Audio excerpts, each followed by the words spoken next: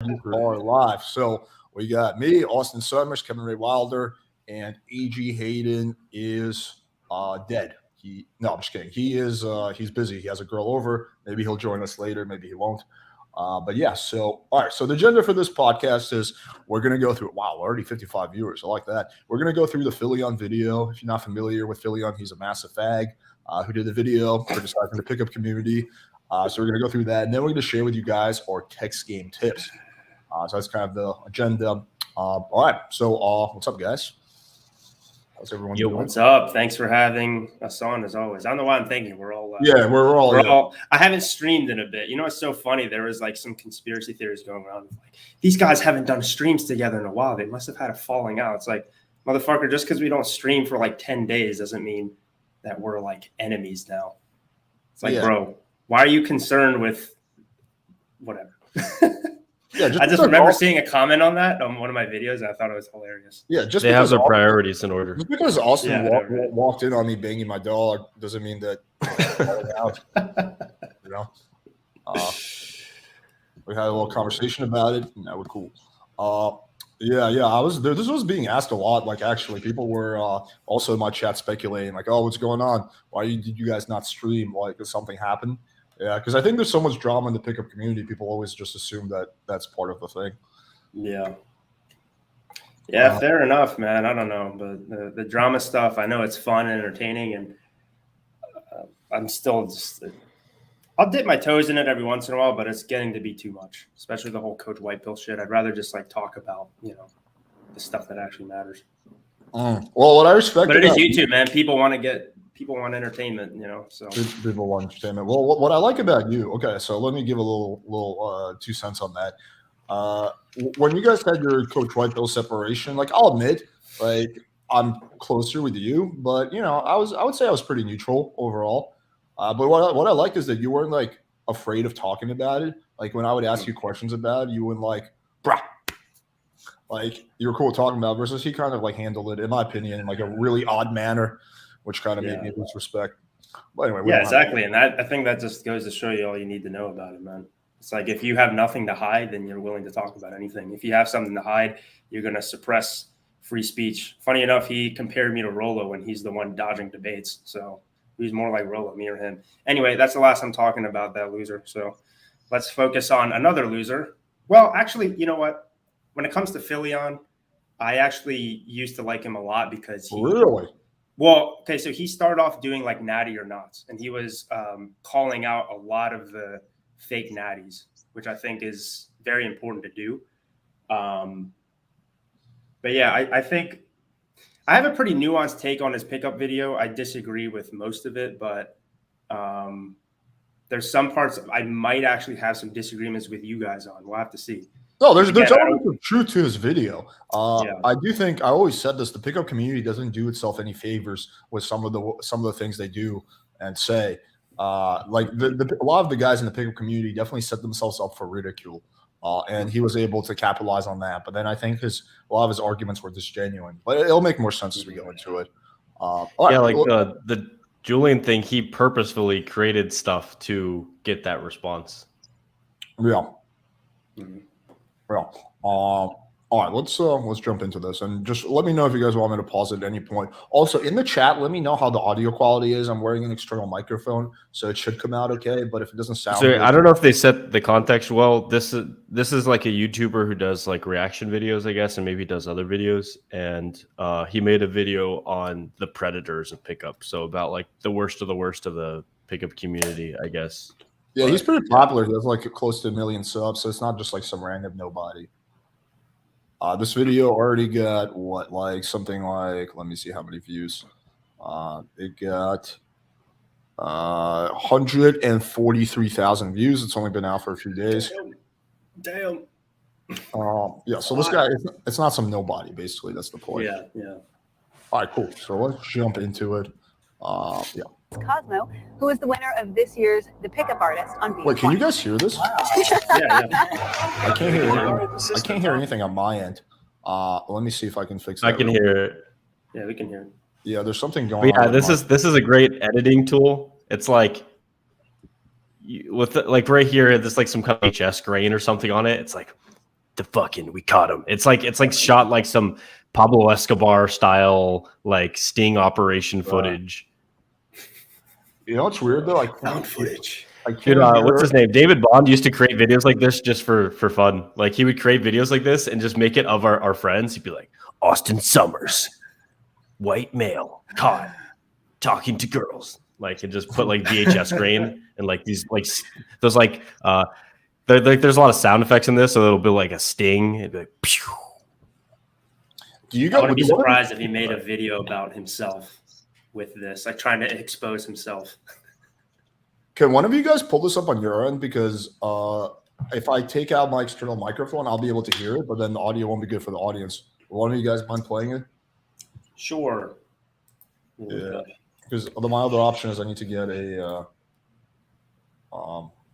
headphones, which I'd have to go and find. Dude, yeah. Okay, my internet. Robbie Kramer's done some crazy shit.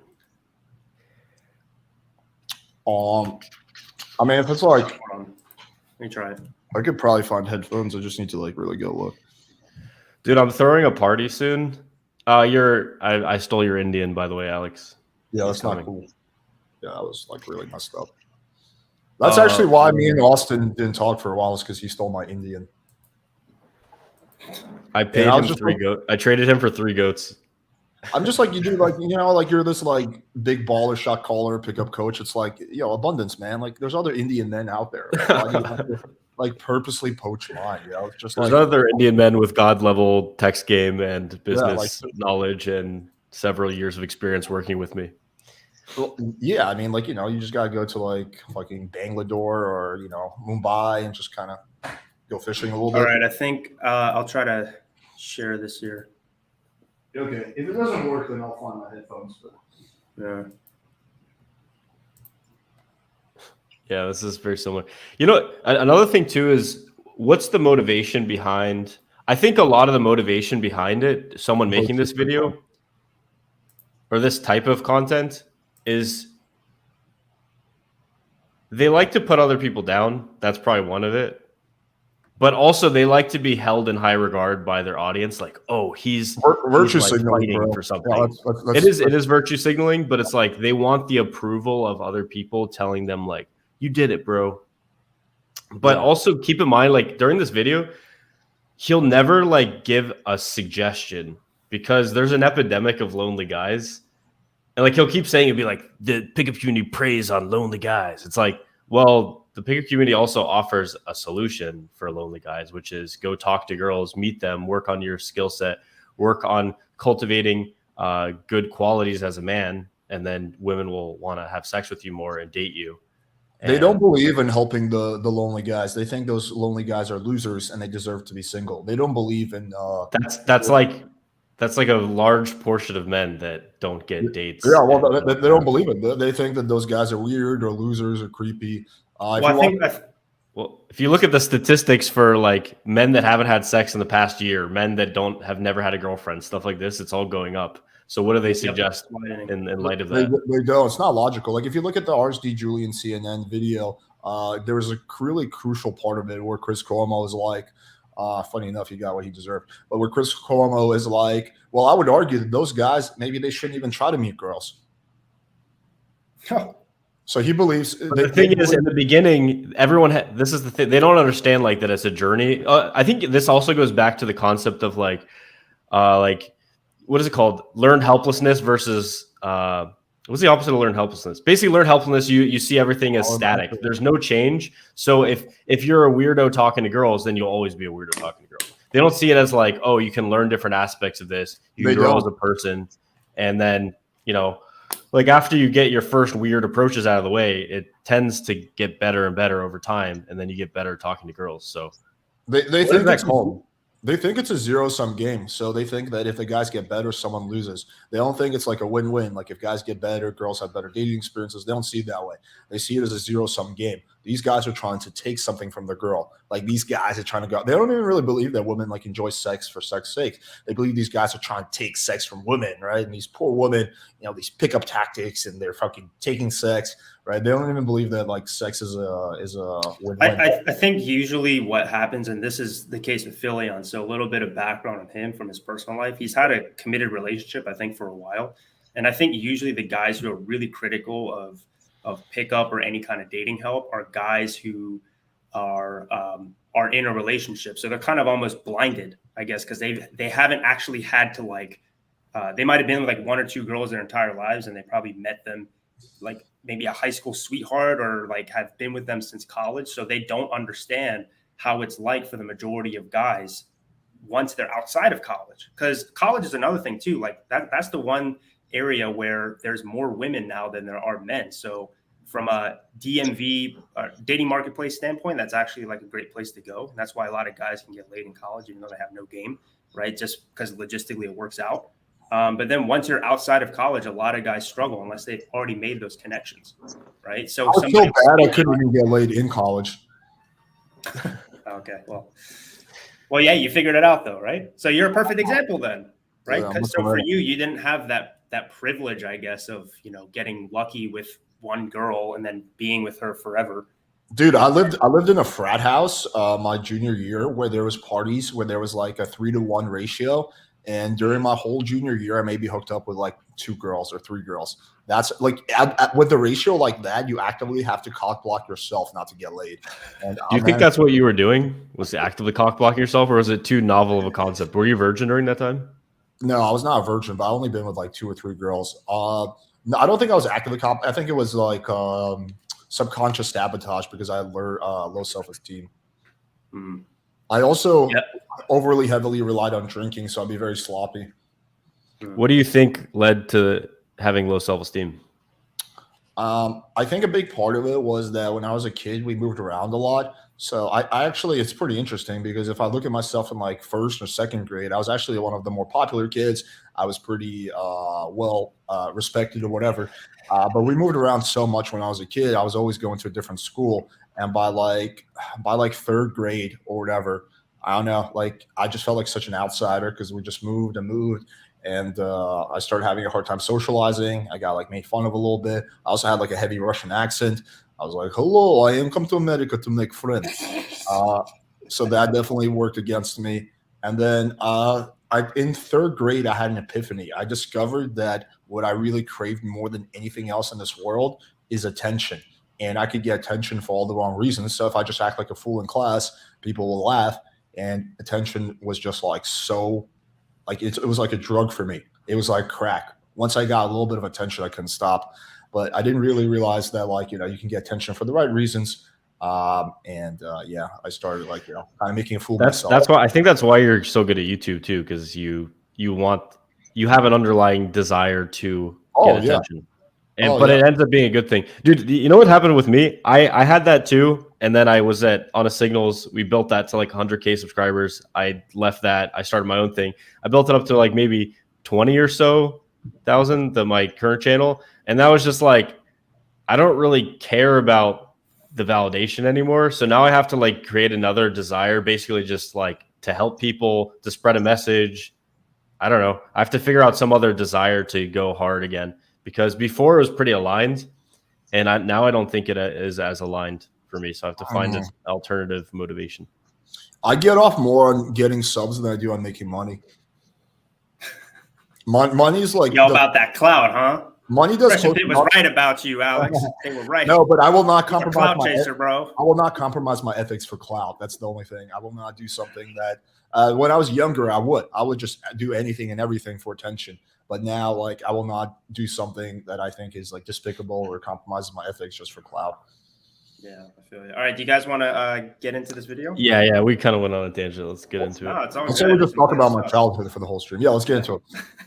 When I was a little boy in Soviet Russia. Magazine's Inside Edition. This time we're here with Alvaro Orlando, also known as Cosmo, who is the winner of this year's The Pickup Artist on VH1. Wow. I'm very persistent, aren't I? Invert the colors.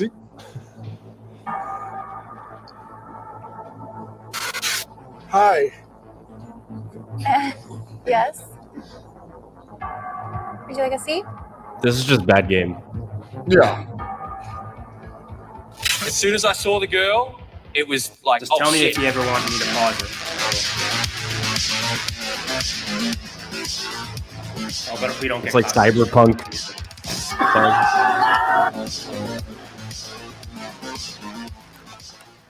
In 1970, a man by the name of Eric Weber released a book titled How to Pick Up Girls, which would go on to sell over 3 million copies. One might think that this was a brilliant piece of literature that took the Western world by storm, when in reality, it highlighted a disgusting underground subculture of sad, pathetic, entitled men that was a ticking time bomb. Okay, let's pause Really it for a quickly, second. he could at the very least try to feign objectivity, right? Like it's very obvious he's biased from the get-go. It's a humongous bias. This is one of my pet peeves is when people try to shame men who are trying to improve their success with women. Now imagine you take this, like let's try to apply this logic with any other community. Let's take the fitness community. And then we discover this sub-community of these fat, lazy, skinny ass, weak motherfuckers who can't even bench 200. These guys are pathetic, right? Guys who are trying to get into better shape, like the fitness community. Okay, that makes no sense. Let's take finances, right? We discovered this sub community of these broke ass motherfuckers who don't even have a house, who are trying to improve their credit. Fucking losers. Like that makes no sense either, right? But for some reason, there's this double standard when it comes to proving your success with women. For some reason, it's like socially acceptable to make fun of guys who are trying to improve their success with women, but with any other type of self-improvement, it's not acceptable. So it's like this double standard never made any sense to me. And it's like really fucked up. Not fucked up, but like it's really like, I don't know, like just like bullshit or I don't know, you call it biased, whatever you want to call it. And I think another thing too, it's like it doesn't make any sense. On one hand, they're just like, it's wrong for you to try to get better, like pick up and all that's so cringe. But then also they make fun of you for being an incel at the same time, right? So it's like, which do you want? Like these supposed incels are damned like if you do, damned if you don't. Yeah, exactly. So either way, you lose. Either you're just naturally good with women, and then you don't have to worry about it, or you suck with women, and then if you try to get better with them, then that makes you a terrible person, right? So either way, basically, if you just aren't if you're just not a natural, or you didn't get lucky like Philion did with his girlfriend, then immediately, like you said, Austen, damned if you do, damned if you don't, you know? So it sounds very almost like kind of deterministic, almost like the black pillars a little bit, you know? Yeah, it's basically what the implication is. You're less of a man if you're not naturally good with women. You're less valuable of a human, and you shouldn't try to improve yourself because there's something wrong or manipulative about it. This idea that anyone who's not like a natural is like manipulative because they're trying to improve their overall outcome. But I would love to debate one of these motherfuckers, and my question would be, okay, how do you feel about massive amounts of men committing suicide and record rates? Oh, well, that's not a good thing. Okay, so then what's your problem with guys improving their sex with women? Because that's a humongous part of it. A humongous reason why men commit suicide, especially younger men, is because they have no results with women. They are socially. Dude, and when you ask them any like, okay, so what's the alternative? They always just say, just like quality. Yeah, just be yourself. Like genuine interactions. Okay, so where are they meeting the girls? It's like anytime you get down to like anything that would be like told to a guy to do, they just can't wrap their heads around something like that. Yeah, no, I'm cool with yourself, bro. We can keep going, and you'll attract the right woman. I promise you. Except unless yourself is someone who's awkward. How to Pick Up Girls was. I am a business hotel. All right. Oh my God, Kevin, you don't have YouTube Premium? I do on my was personal a sad account, attempt but not on my YouTube account. I should probably switch that. At a gentleman's hand guide to get women to sleep with you. Maybe it'll get me more views. I can't even read the first page without a SWAT team coming to my house, so I'll just share a few special passages. You've just got to see more of her long, lean legs, her fine, rounded, her high, firm. For an instant, you'd even consider. On literally the first page, he suggests that all men should that's like a insane fixed bomb moment. fantasies. Whether you know it or not, you already have one great thing going. So this goes back to what I was saying earlier. The pickup community doesn't do itself any favors with how they word things, but I understand what he was getting at. Like that is something that will happen. You obviously would never do it but like when you see a hot girl, like your instinct might be just go over there and start having sex with her. Now, of course, you have impulse control, so you're not going to act on that. You would never act on that in a million years, right? And like he worded that poorly, but he's not actually suggesting that you should rape girls. Like he's just suggesting that's like you have this biological desire to start having sex with women. It's not something that's artificial, which is fine. Again, he just worded it really, really poorly. But dude, even if that's the thing, if you get too like careful wording stuff, you just end up turning into like some weird robot when you're speaking. You're like, to have social interactions that are positive, you might like you can't even like talk about things directly. Well, I get it. There's a nice middle ground. Yeah, I mean, like again, like the pickup community, I really don't think quite often does itself any favors with like some of the things they do and say. Like whenever I make a video, I do kind of like it's not my main focus, but I do take it into account. Okay, how could this be misinterpreted, right? So I'm probably not going to say like rape in the video, like about like game advice, right? Even if it's not like really, you know, I'm not suggesting that. Yeah, I agree with that comment. As a man, it's your right, your privilege to approach women anytime you want. But women, they've got to sit there and wait. There was even talk to adapt this book into a movie. And learn how to pick up girls. In the very genesis of modern-day pickup culture, themes of misogyny, sexual assault, and male dominance were prevalent. A man says women say one thing but mean another. Another man teaches other men how to get women into bed.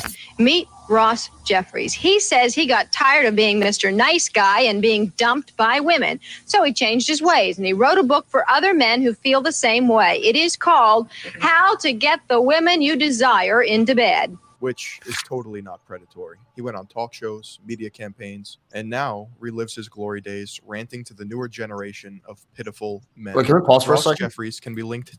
Who here Oh, thinks There's a lot to touch on there. First of all, he said like dominance in men, like that's a bad thing. Every fucking, not everyone, but the majority of women, 95%, they like to be submissive. They like when a guy is dominant. Why is that a bad thing? That's like the natural order of how men and women communicate and like interact with each other. And then also it's like what he said, that he's like, how to get the women you want into bed. That's not predatory at all. Why would it be predatory if it's a win-win? If you're going out and like the way to get women into bed through this method is seduction. That's one of 4 ways to have sex in the animal kingdom. Back to the underlying assumption that they have, which is that sex is not a win-win. It's a zero-sum game. That's what they truly believe about sex. Or that somehow they're getting manipulated. Game is manipulation, bro. Because they don't believe women will want to have sex with a cool guy just by herself, right? There needs to be some manipulation. Because again, they don't believe women like sex. It's a very blue-pilled view of female sexuality, basically. But is it though? Because I feel like a lot of common, even blue pill. I don't even know what the pills are anymore with you guys. But like a common idea is that you should be pro-sex, right? Or what is it called? Sex positivity, right? That's like a feminist idea. So how do you reconcile being? How do you reconcile being sex positive, but then thinking that sex is bad and that women don't want sex? In the age of feminism, is more so from like a female lens, right? So a female lens in the sense of sex positive as long as the woman's the one in control. Yes. Right? There's no toxic masculinity involved. Yes. So okay. That's why they like the apps, right? They basically want guys to just line up on a wall and then like the girls just pick like based on the guy's looks or something. Men should have zero assertiveness. In fact, men shouldn't even have standards. But then, dude, girls hate that too, because then they have to be the ones that are taking the first step and moving it forward and stuff, which they fucking hate. Yeah. Well, it's such a weird. That is such a weird lens to view things through. Men can't approach women, even though that's like their role in like society and their role in an evolutionary sense. But women have to pick and choose, and they hate that. But they say that women should be doing that.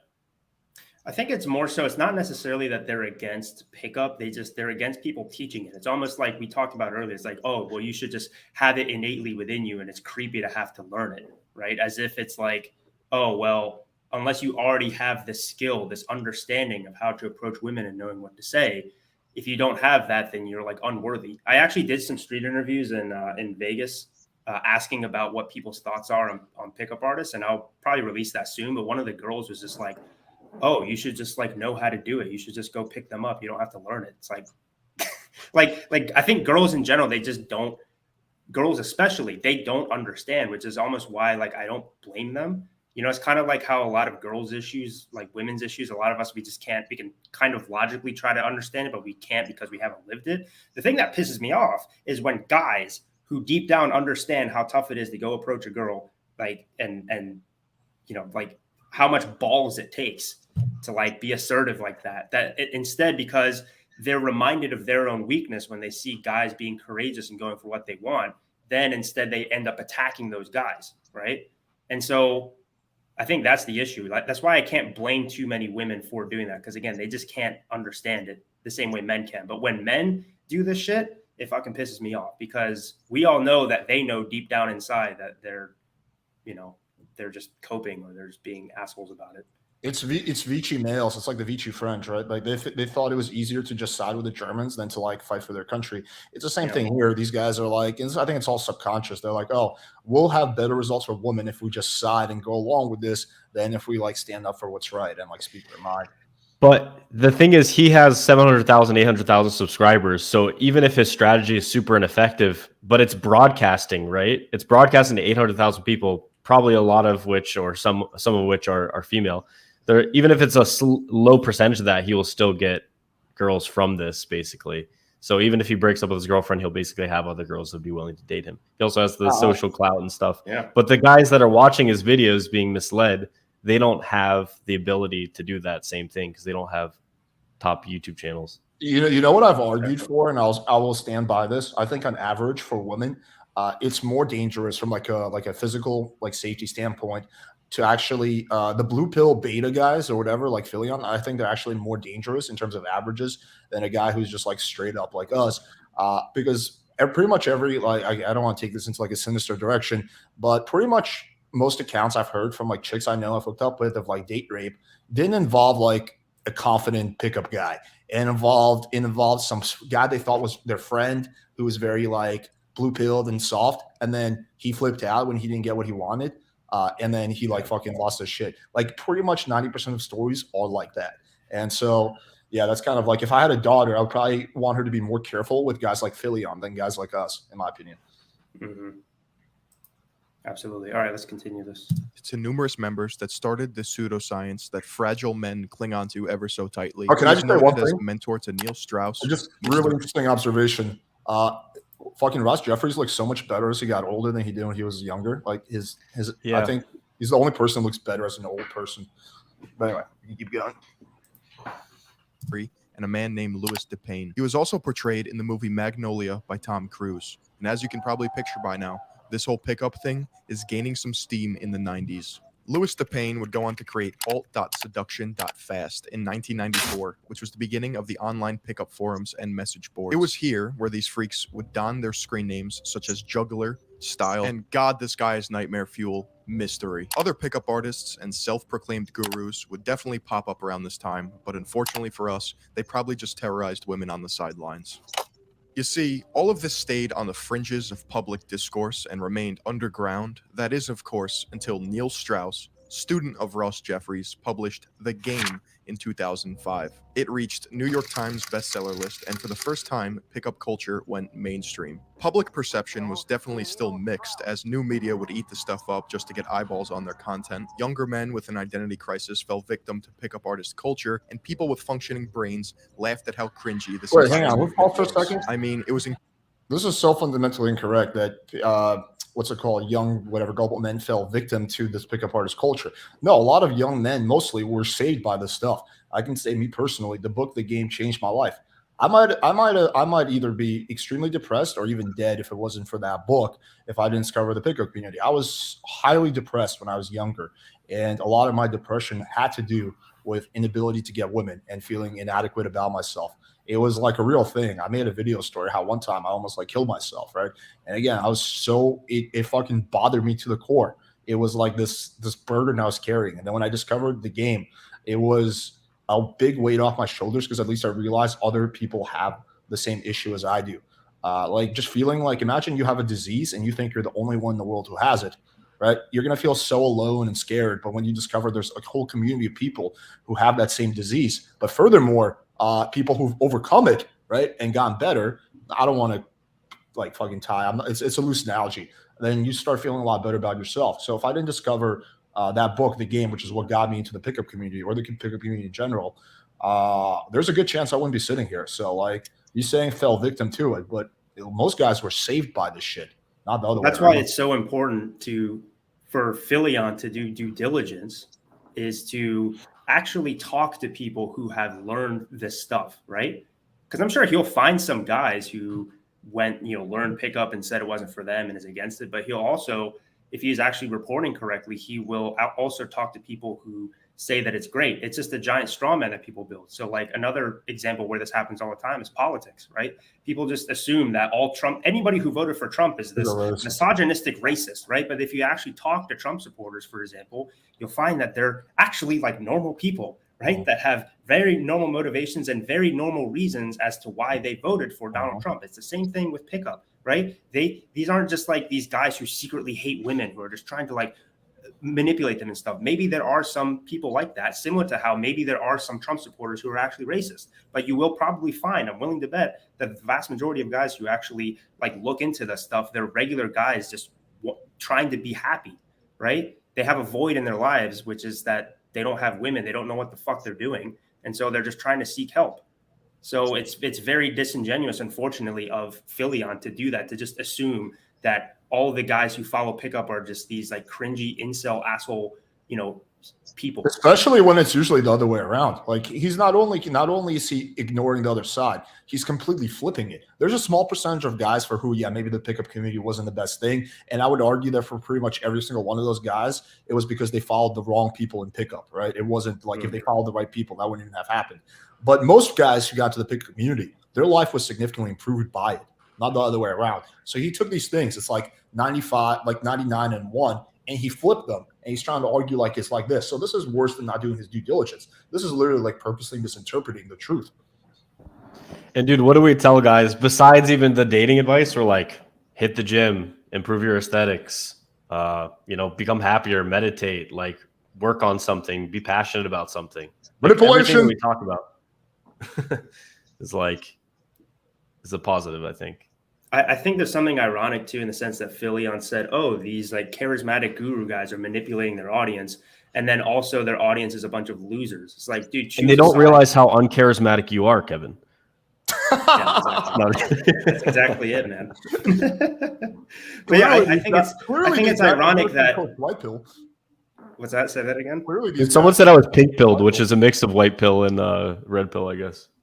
It's all the pretty colors, man. You're rainbow pilled. We're all rainbow pilled, because apparently we're also secretly gay, according to the internet. But if you look at who's doing the manipulation, it's actually Philion who's doing the manipulation right here, completely flipping the truth, right? Well, let's continue. To spin a narrative. Let's continue. Hold on. Sorry, you got to add this screen. There we go. Incredibly easy to laugh at the lack of self-awareness of the contestants on The Pickup Artist, which ran for 2 seasons from 2007 to 2008 on VH1. And the host was, you guessed it, a man who goes by only one name.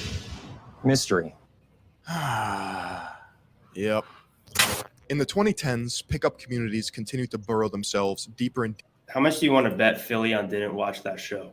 Because that show, they didn't do anything weird at all. If anything, it was like a great story of these like schlubby looking guys who have like a backstory of like being a loser or whatever. And then they're finally like confident with girls. Like they don't do any weird manipulative stuff. I mean, it's pretty canned lines. Like I remember in the first season, there was this one fat guy that his opening line was, I was like, "Hey, did you guys see the fight outside?"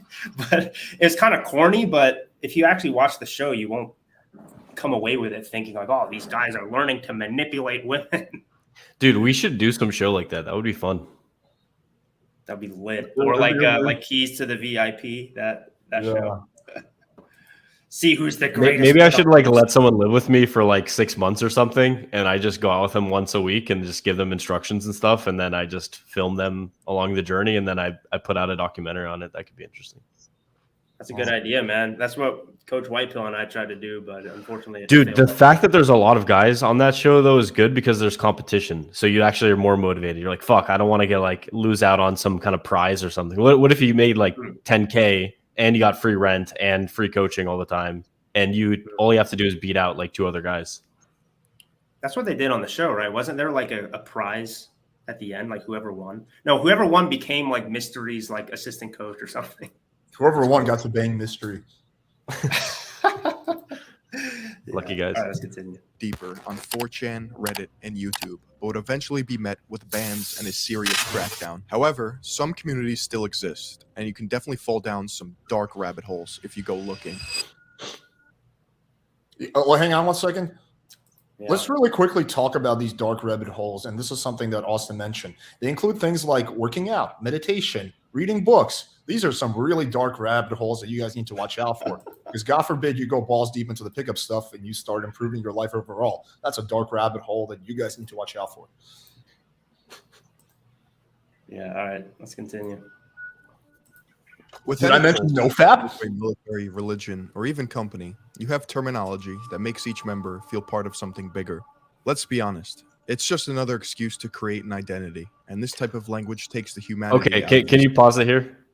So they're saying that the terminology was a way to just become like a cult type of thing. But the thing is, most of that terminology is used so the girls don't pick up what you're saying, so you can have like a boy's language, right?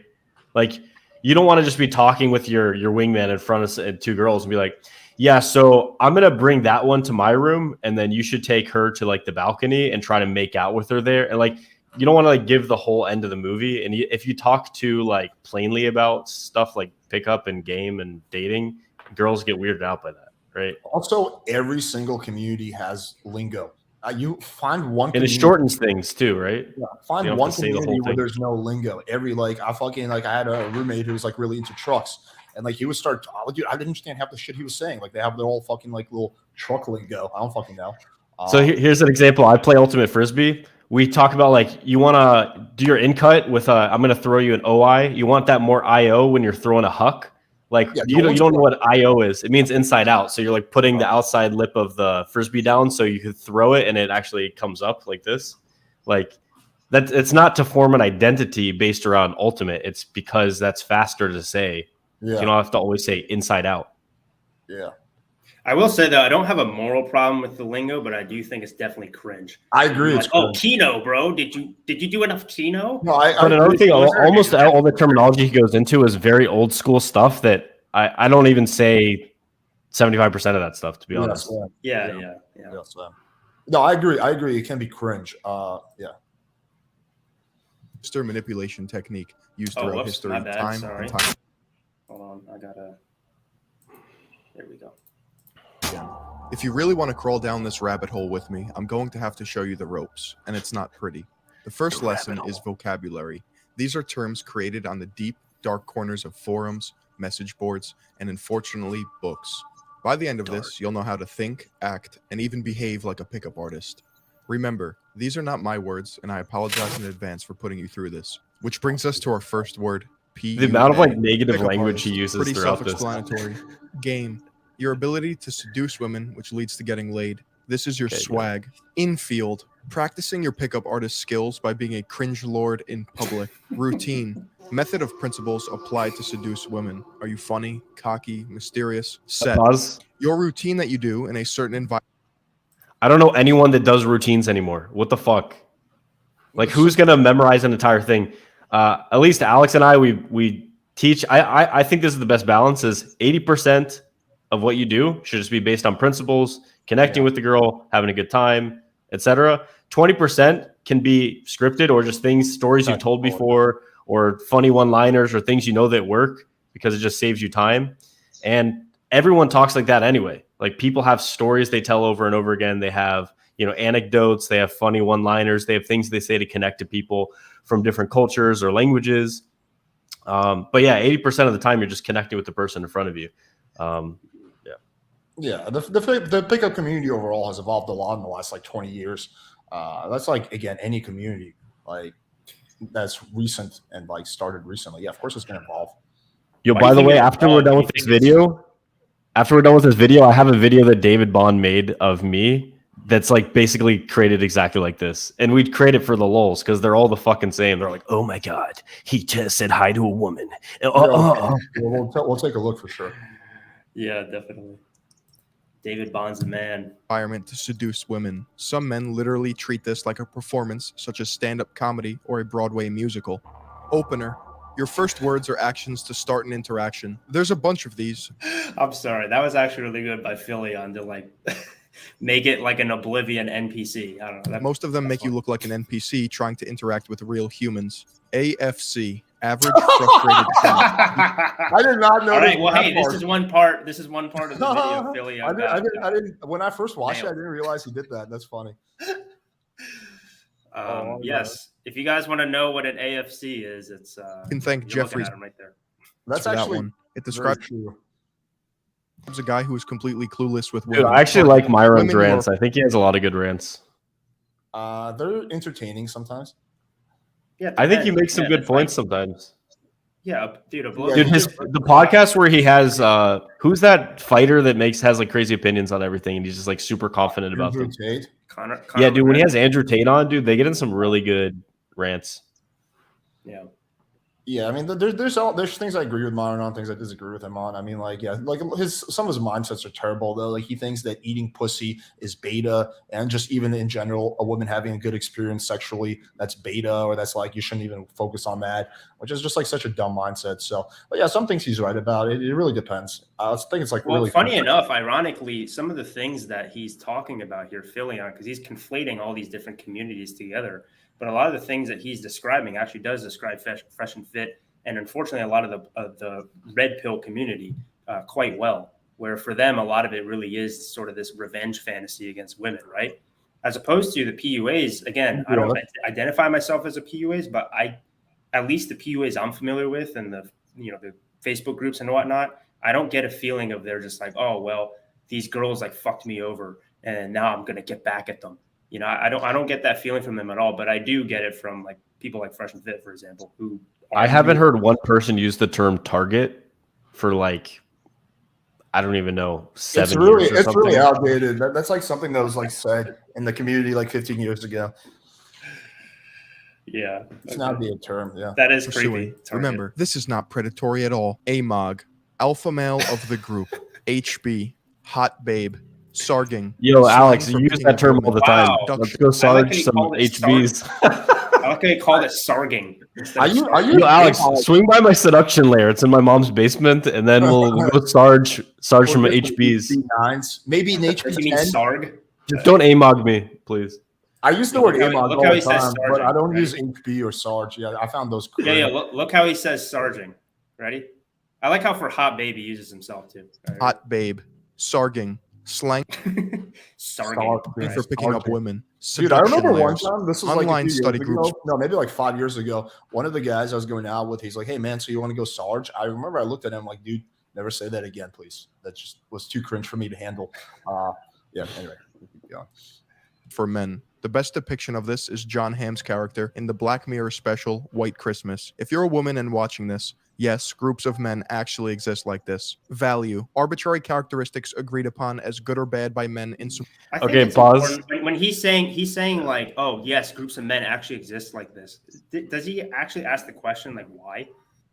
Right? No, he's positioning it to women, and the reason why that appeals to women and makes sense to them is because women they're never like, oh, I don't have guys that want to talk. I don't have guys that want to talk to me. Like, that's not a thing that enters the reality. If they're on a dating app, if they're on Instagram, if they walk around a city, if they go shopping, guys are going to give them attention. Guys are going to talk to them, especially if they go out at night. They're going to get hit on by like dozens of guys. So never even enters the reality that there would be not an abundance of options for someone, because she could fuck someone dude, girls will say this to me. They'll be like, you can fuck someone any day of the week, but a relationship, building something, that's what's normal or natural or something, and you're like, well, maybe you could, but like, that's not normal for guys to like be able to bang every night of the week. Yeah. And also too, it's what is it, like a selection bias or whatever? Because most girls you talk to, they'll be like, oh, why are guys all dogs? Like they're always like dating multiple girls and shit. It's like, no, those are the only guys that you're interested in. Right. So you don't know about the vast majority of guys that like literally get fucking nothing. It's crazy. A lot of these girls like actually. I thought all guys are confident. I get approached all the time. Yeah. But it's like, dude, just do simple math. Like if every guy or every guy you're interested in is dating multiple girls, then that means like, and there's like an equal amount of men and women on the planet. That doesn't mean that every single guy is seeing multiple girls, right? Just do simple math. That means that there's going to be a lot of guys who aren't seeing any. Most chicks who don't either have a boyfriend or really close male friend who's in the pickup community, or are not doing pickup themselves, which is extremely rare, have close to no idea of the struggle that exists for most men to meet chicks. It's not on purpose. It's just they have no idea. They have never been exposed to it. So they're under the impression that, well, because they get approached a lot, that every guy's capable of approaching, right? That's not a massive struggle for the majority of men. Because they can get laid easily. They assume, for other guys, it's also probably pretty easy, right? Because sex is easy for them. So they just assume it's like that for the opposite gender, and they don't realize, even like flaking, right? They're like, well, how bad could it be? Maybe guy flakes on me here and there, right? So it's probably like that for dudes. No, like most chicks, you set up dates with a little flake. So there's just like barrier. And then one day, I've exposed multiple chicks to the pickup community, and dude, it's like a lot of them say, it's like, wow, holy shit, like this blew my mind. I never knew this. Now I can relate, but I had no idea. I had no fucking clue. Mm-hmm. All right, let's get back to it. Support groups. DHV, demonstration of high value. Spinning plates, dating as many women as possible or keeping them in your circle for as long as possible for your own self-gain. IOI, indicator of interest. Body language that communicates if someone is interested in you. This is a dangerous notion. Look at this girl. She's twirling her hair. She must want to sleep with me. FTC. Wait, false time constraint. There's so much to cover. There's so much to cover. This video is going to be like 9 hours long. He's talking about look spinning at this plates. Dating many women for your own personal gain. What is the other? Why date? Is it for charity? If so, why don't you date like a fat obese girl with like no legs and no arms? That's what blue pillars. That's what like the SJWs think. Like they think that men should not have standards. Like it's when a man doesn't want to date an overweight woman, that's just him being fat phobic. When a woman doesn't want to date a short guy, that's her having standards. Dude, for me, that's really persuasive when someone that I don't want to have sex with attempts to use logic and berate me into having sex with them. I know. Dude, I like how that's like another. No, go ahead. Sorry. Oh, dude, you got to watch. We got to put that video on afterward. The What is a Woman? And like, dude, there's a section of that documentary where she's like, I don't even know if she, he, whatever, but it's like, if you like women, then you should have sex with women, and then men who become women, and then men. And she's like, well, if you like vaginas, then you should fuck women, and then men who become women that got a bottom surgery. It's like, but I want to fuck biological women. So yeah. Well, that just means you're a transphobe, Austen. Come on, man. It's not very progressive of you. Dude, I like how he says he has a problem with indicators of interest. Like, so basically, because in IOI, right, that's sort of like a woman's sign, right? She's signaling to you she wants to be approached. So Philion's like not just against pickup artists, he's also against women trying to get guys to approach them. So he's just no one can have sex. People dating. Nobody can have sex. He's already found his girlfriend. You're not allowed to fuck girls, and girls aren't allowed to fuck guys. It's out of the question. If anything, you should argue, like if you're really blue pill, that guys should pay more attention to indicators of interest. So, like I understand why the argument is flipped. It should be like, guys, you need to really focus on indicators of interest and don't approach girls who are not giving you indicators of interest. I don't agree with that, but like, okay, I understand the logic there, but like indicators of interest are creepy. So then how do you know if a girl's attracted? You can't approach her. She can't give you indicators of interest. Like what the fuck? Like, what's the solution there? Yeah. Become a YouTuber and make videos criticizing everything. Only then. Just gain 600,000 subscribers, bro, and then the girls will come flocking. Come on, it blows my mind that there's people who watch this shit, like aside from trolling purposes. Well, people who are in a more negative space, they really relate to negativity, right? People like, if you look, dude, some of the most, my old assistant, I've had like 3 assistants become like Buddhist monks at this point, or just like spirituality guru type things. And whatever, my last assistant, I don't think he's going to do that, but some of the people who are best at teaching you how to reach enlightenment and teaching you like how to process trauma that's occurred in your life and stuff like this, they have like 500 subs. And they're like a channel that's just like, here's the next bullshit to get mad at and like fucking piss you off. It's like 3 million. You remember like Leafy is here? I don't know if that guy has a channel anymore, but it's like millions and millions of subs. It's like, well, naturally, human beings are way more driven by negative emotion than positive emotion. Makes sense from a biological standpoint. If you're not driven by negative emotion, then if something bad happens around you and you're kind of nonchalant about it, you're probably going to die, right? So everybody who had that predilection ended up probably getting naturally selected out. Right? Did you read that in The Happiness Hypothesis by Jonathan Haidt? Or Haidt? No, but I'm aware. That was a good book. I've read Switch by Chip and Dan Heath, which is heavily inspired by The Happiness Hypothesis, but I haven't actually read The Happiness Hypothesis itself. What switch? How you switch your gender? Yes. That's the secret to my success. I'm secretly a woman. A 6'2", 200-pound woman. I learned it from Chip and Dan Heath through Switch. Dude, that documentary, really What is a Woman, is so good, and it's like so powerful, and it's like the guy doesn't even really have to do any talking himself. He just has to like ask a question, and people like the truth like reveals itself. Yeah, like dude, the happiest try like he goes to the Maasai, which is like this herding people in Africa, and they like just drink blood and they eat raw organs and they cook meat and they like drink milk and stuff, and they're all super happy, laughing, joking around, and he's like, what's a man? What's a woman? And like they have like it's just like men, you have a dick, women, you have a pussy, and you give birth. And yeah, we have separate roles, and there's no such thing as trans or whatever the fuck. And he asked them, he's like, so based on what I've told you about America, or like the questions I'm asking, do you want to come to America? And they're like, never. Oh man. And then like the most fucking weird looking people who are like bitter and resentful and fucking weird and crazy. They're like, they have these like crazy ideas about gender, and like it's all this weird mystical thing, and they can't define a woman without talking about a woman. We gotta play that afterward, dude. Yeah, we will. I think a good question also is like if you're taking advice from someone, I don't care if it's in the pickup community, anything, like look at that person and be like, would I actually want to trade shoes with this person? Would I want to be like them? And like the answer with like all these like fucking weirdos is no. Like they all look fucking miserable, unhappy, overweight, like they're gonna die from a heart attack in 5 years. But anyway, we can keep going. All right, let's do it. Someone is interested in you. This is a dangerous notion. Look at this girl. She's twirling her hair. 6 minutes into the video, 52 minutes into the live stream. I know. Lying about somewhere to be to appear more important than you actually are, such as, my boys are leaving, but before I go, can I get your number? Negging.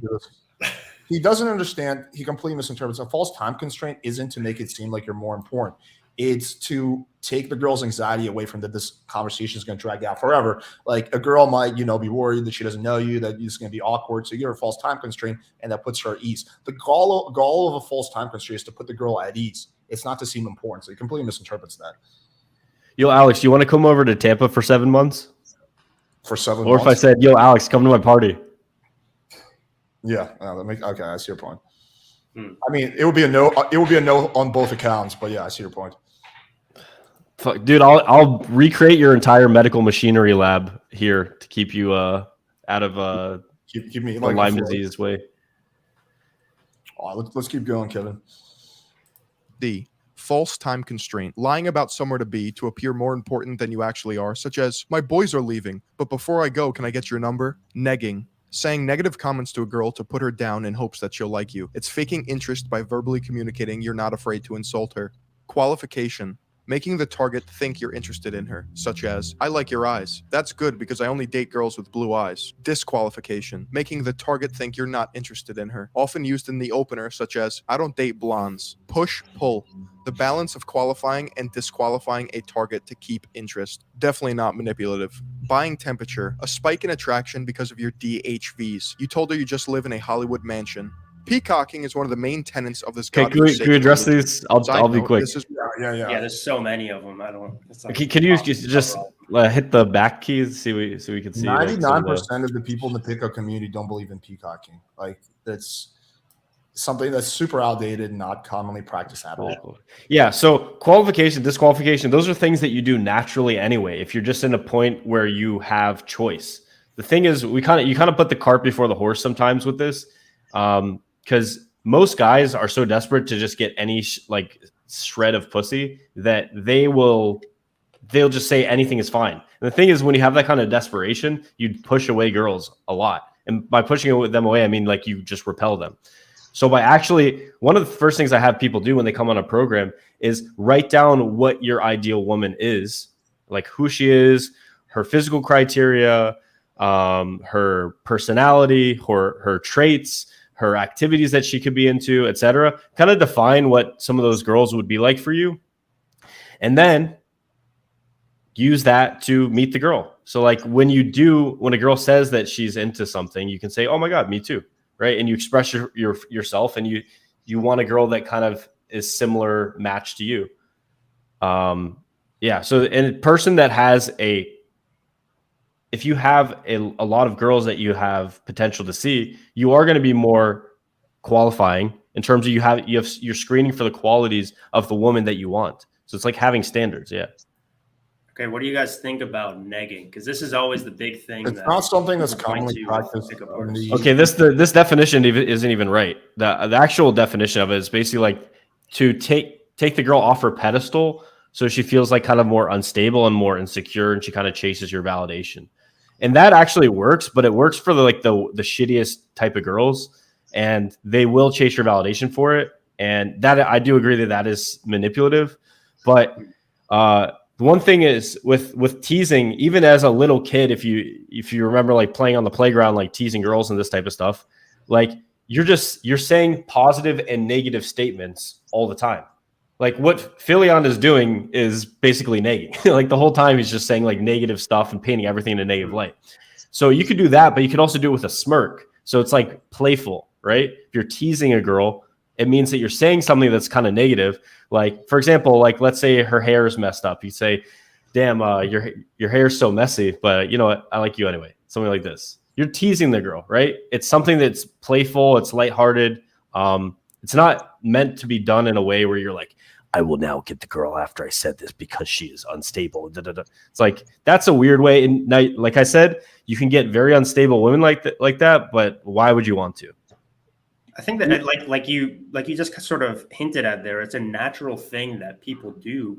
It's a natural part of charisma, right? Imagine if it's a girl, right? So even if it's a girl hitting on you, imagine if she just agrees with every single thing that you say, right? Never saying anything negative, never teasing or whatever. It's probably going to be really boring, right?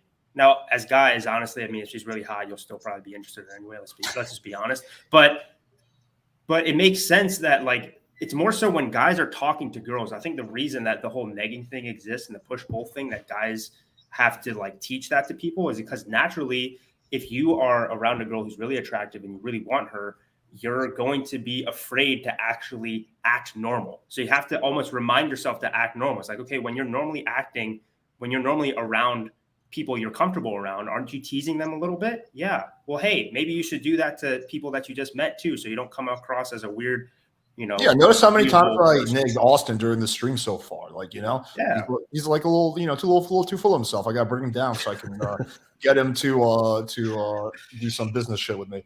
No, I mean, you're secretly trying to fuck him, aren't you?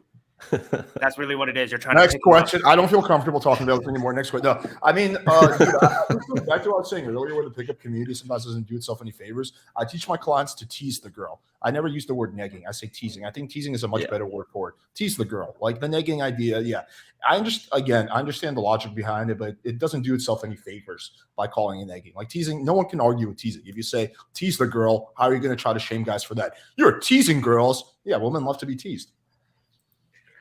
We can keep going. In general, do it's what makes. Also, push pull. Too positive, it gets boring and predictable. Let me comment on push pull real quick. And fake too. Peacocking is not something that's commonly practiced. It's very, very rare nowadays, especially if not unheard of. Push pull is actually necessary to have. It's basically having like a little bit of banter, like spirited banter in the conversation. So without push pull. If it's just push or just pull, the conversation just gets boring. Nothing manipulative about that. So like, dude, if like, okay, like me and Austen or whatever, we're having a conversation. Imagine all we do is agree with each other. Yeah, dude, Austen, that was a really good point, man. You're so right about that. Like all we do is agree with each other. That's going to be a boring conversation. Now imagine all we do is disagree with each other. That's also going to be boring. Like a good conversation, there's like, you know, some agreeing, some disagreeing. There's some back and forth. There's some joking. So this is just an element of a good conversation. It doesn't have to be just men versus women. It's like any kind of social interaction.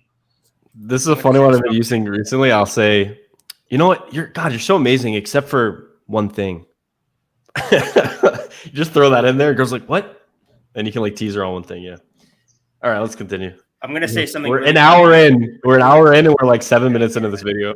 I actually do think peacocking is quite effective. It just depends on the way you do it. I think it's more from an internal mindset. So, for example, if you're going out and you're wearing like a button up and khakis and stuff, you're not dressing to impress. You're dressing to blend in, right? So everybody else around you at the club or whatever, they're all wearing the same exact shit. So at the very least, if you have like the balls to like wear something different, I can relate to this as somebody who naturally suffers from like social anxiety. For me, something that helped me get over it is I wouldn't wear something ridiculous. I wouldn't like Jester Max, but I'd wear maybe like a Hawaiian shirt instead of like a nice button up to a club, right? And then that way I know that some people might be looking at me. And a big part of social anxiety is the uncertainty of whether people are staring at you or not. So sometimes that's something that you can get over and be like, oh yeah, people are staring at me, and now I can live with that. It's fine. But from a more practical standpoint, I have these like Mickey Mouse sunglasses that I was wearing to a day club in Vegas the other day. And dude, the amount of people like that just comment on it, it's mostly dudes, but it's insane. And there's a lot of girls who actually do like, they'll like grab your glasses and shit. So again, I'm not like the game guy, but from a technical standpoint, I found that to be very effective. Again, as long as you're not cringe with it or try hard. If it's too good, try. I think it was really Kevin wearing like bird feathers and shit and like, you know, a mystery top hat. It's obvious what you're trying to do. I think it was really Kevin that was in the banana suit. Yo, I think I told you guys I did try on the banana suit once. I did. It wasn't to go. Yeah, why does this reek of jizz? What? Like you get in the banana suit, you're like, Josh, why does it smell like jizz? Well, dude, isn't it crazy when behind that is that he got laid at any point wearing the banana suit? Unless you're implying that he was just jerking off to himself in the mirror. That's exactly what I'm implying. Oh. Dude, isn't it crazy that like when you watch videos like this that are like negative about someone else, you're just like, huh, interesting. Oh, well, is that true? And then when you watch it about something you remotely know about, you're like, oh, this is all bullshit. Yeah. Right. Well, most people. Yeah, so that's why it's important to make stuff like this, because the vast majority of people who don't understand this type of stuff, especially women, they're just going to take what Philion has to say at face value without really even diving. Although I would argue that 99% of the people who are going to watch this are reaction to this video already well aware that this video is bullshit. Like, I don't think we're actually going to reach like the blue pillars. You never know, man. We're changing at least 7 people's minds with this video. Yeah. Maybe 7, yeah. There's a few chicks in this stream. It's always good to see when there's like a female audience. Well, at the very least, I think the benefit of this is because all these guys that are watching, in some way or another, they take dating advice or they implement PUA tactics or something, right? So at the very least, they can hear our rebuttals of this. And then maybe if people are critical of them, right, then they can kind of use our arguments for their own life, right? I love the Tyler quote. It's like, the only thing creepier than learning pickup is not learning pickup. Because then you're just going to stare and be awkward. And then I actually agree with that. That's a good point. Yeah. Yeah. Especially if you need it, you know, we can just most guys. All right. So, yeah, let's do it. You can spot a pickup artist from outer space because of the amount of leather bracelets that they wear. Level 1 is wearing rings, necklaces, bracelets, or accessories because it is cool and interesting. Level 2, create an identity for yourself. Are you goth? Are you a surfer? How about the Wolf of Wall Street? Funny thing is that's married, Julian. Anything. It doesn't matter. You just have to go all the way. The idea here is that you now look like you're part of a tribe. Level 3. Cringe. Do not do this. It will make people uncomfortable to be around you, and they will hate looking at you. Level 3 is this guy. Mystery. Become a character. Cosplay every day. Voice tonality. According to pickup forums, they want you to speak loud, slow, and direct. Avoid filler words like and because that's low value, and you're trying to be the AMOG, aren't you? Kino. No, touching. You're And not. where it You're gets not trying to creepy. be the AMOG. He likes to make it seem like he did a lot of research. He did zero research. You're not trying to be the AMOG. You're trying to avoid AMOGs. Like what? I think he's just taking it at, you know, because it's alpha male of the group. I think he just assumed. Bro, that. he made this after skimming through Wikipedia for like 6 hours. Like, give him a break. He clearly has like no fucking idea. Not even 6 hours. I'm about to talk to you condescendingly about something that I learned about 6 hours ago. It's just I funny. love how he has why does he have a problem with voice tonality or vocal tonality? You think that would be the one thing that he God forbid maybe he doesn't learn how to communicate better. Like seriously, it's so fucking it's so funny because he's using vocal tonality techniques within this video to make it like to emphasize his point, right? The irony in that. Okay, let's get be the AMOG, aren't you? Were you gonna say something? No, let's continue. Oh, okay. Kino, touching. And this is where it gets creepy. You can envision the nightmare of PUAs insisting on their students that they touch women to generate attraction. Dude, to them, I don't know if this video's up anymore, but it's the Close. funniest fucking video. It's like Jeffy talking about Kino. He's like, I can almost imagine the guy he's having sex and he's like, Kino, I'm having Kino. Sex is the ultimate form of Kino. Right. Ending the interaction between pickup artist and target. Escalation. Whoa. Going from the bottom of an interaction, your opener, to your closing, the top of an interaction. According to these pickup goblins, the more you escalate, the better the set is. Day 2's seeing the target another day. I'm gonna be honest, this video took a toll on me, and the only thing keeping me going was quality sleep. I gotta be honest with you. Reading a glossary from the mystery method really took a toll on me. Premium mattresses and since I moved, I had this gives you a little, and you will get a full. I love how the days of going to. I love the combination of virtue signaling with the shameless fucking self promotion. Like making this video took a toll on me, which is why I got a nice mattress that you guys can get too for with my special discount code. Like what the actual fuck? Yeah. Oh, there's another ad coming. Man, he monetized the shit out of this Strauss video. was a self-proclaimed romantically frustrated writer and.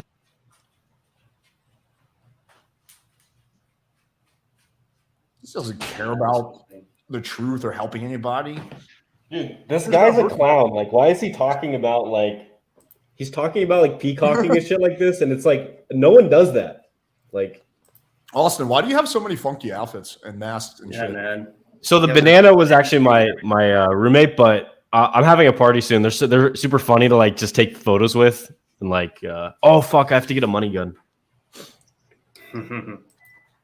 All right, let's keep going. Culture of pickup in the early 2000s. He worked for major publications such as The Rolling Stone and The New York Times. He later left these companies as he was given the opportunity to become a ghostwriter for Jenna Jameson, a popular adult video star who was well connected in the LA scene. During this time, he would write under the name Chris Powells to hide his identity. He wrote an article called He Aims, He Shoots, Yes. At first, it reads like an incel's diary, full of self-deprecation and physical reasons as to why girls won't sleep with him, followed by the fact that he changed his entire personality and began his journey into the community, studying under Mystery and Ross Jeffries in order to change his life. As you know by now, Strauss released The Game in 2005, and it hit the New York Times bestseller list for 1 month from September to October, and it even held the #1 spot on Amazon for a brief time. Years later, in October of 2015, Strauss was asked in an interview if he had any regrets about being in the pickup scene. He stated, "There are some really damaged people with hateful and distorted views of reality that gather other people who share those views, attracting people with neurotic wounds and character disorders." Great. So the man became a multi-millionaire, popularizing the underground subculture, and is aware of the damage it continues. Yeah, I think that was obviously more true in the beginning of the pickup. What is it called? The pickup community.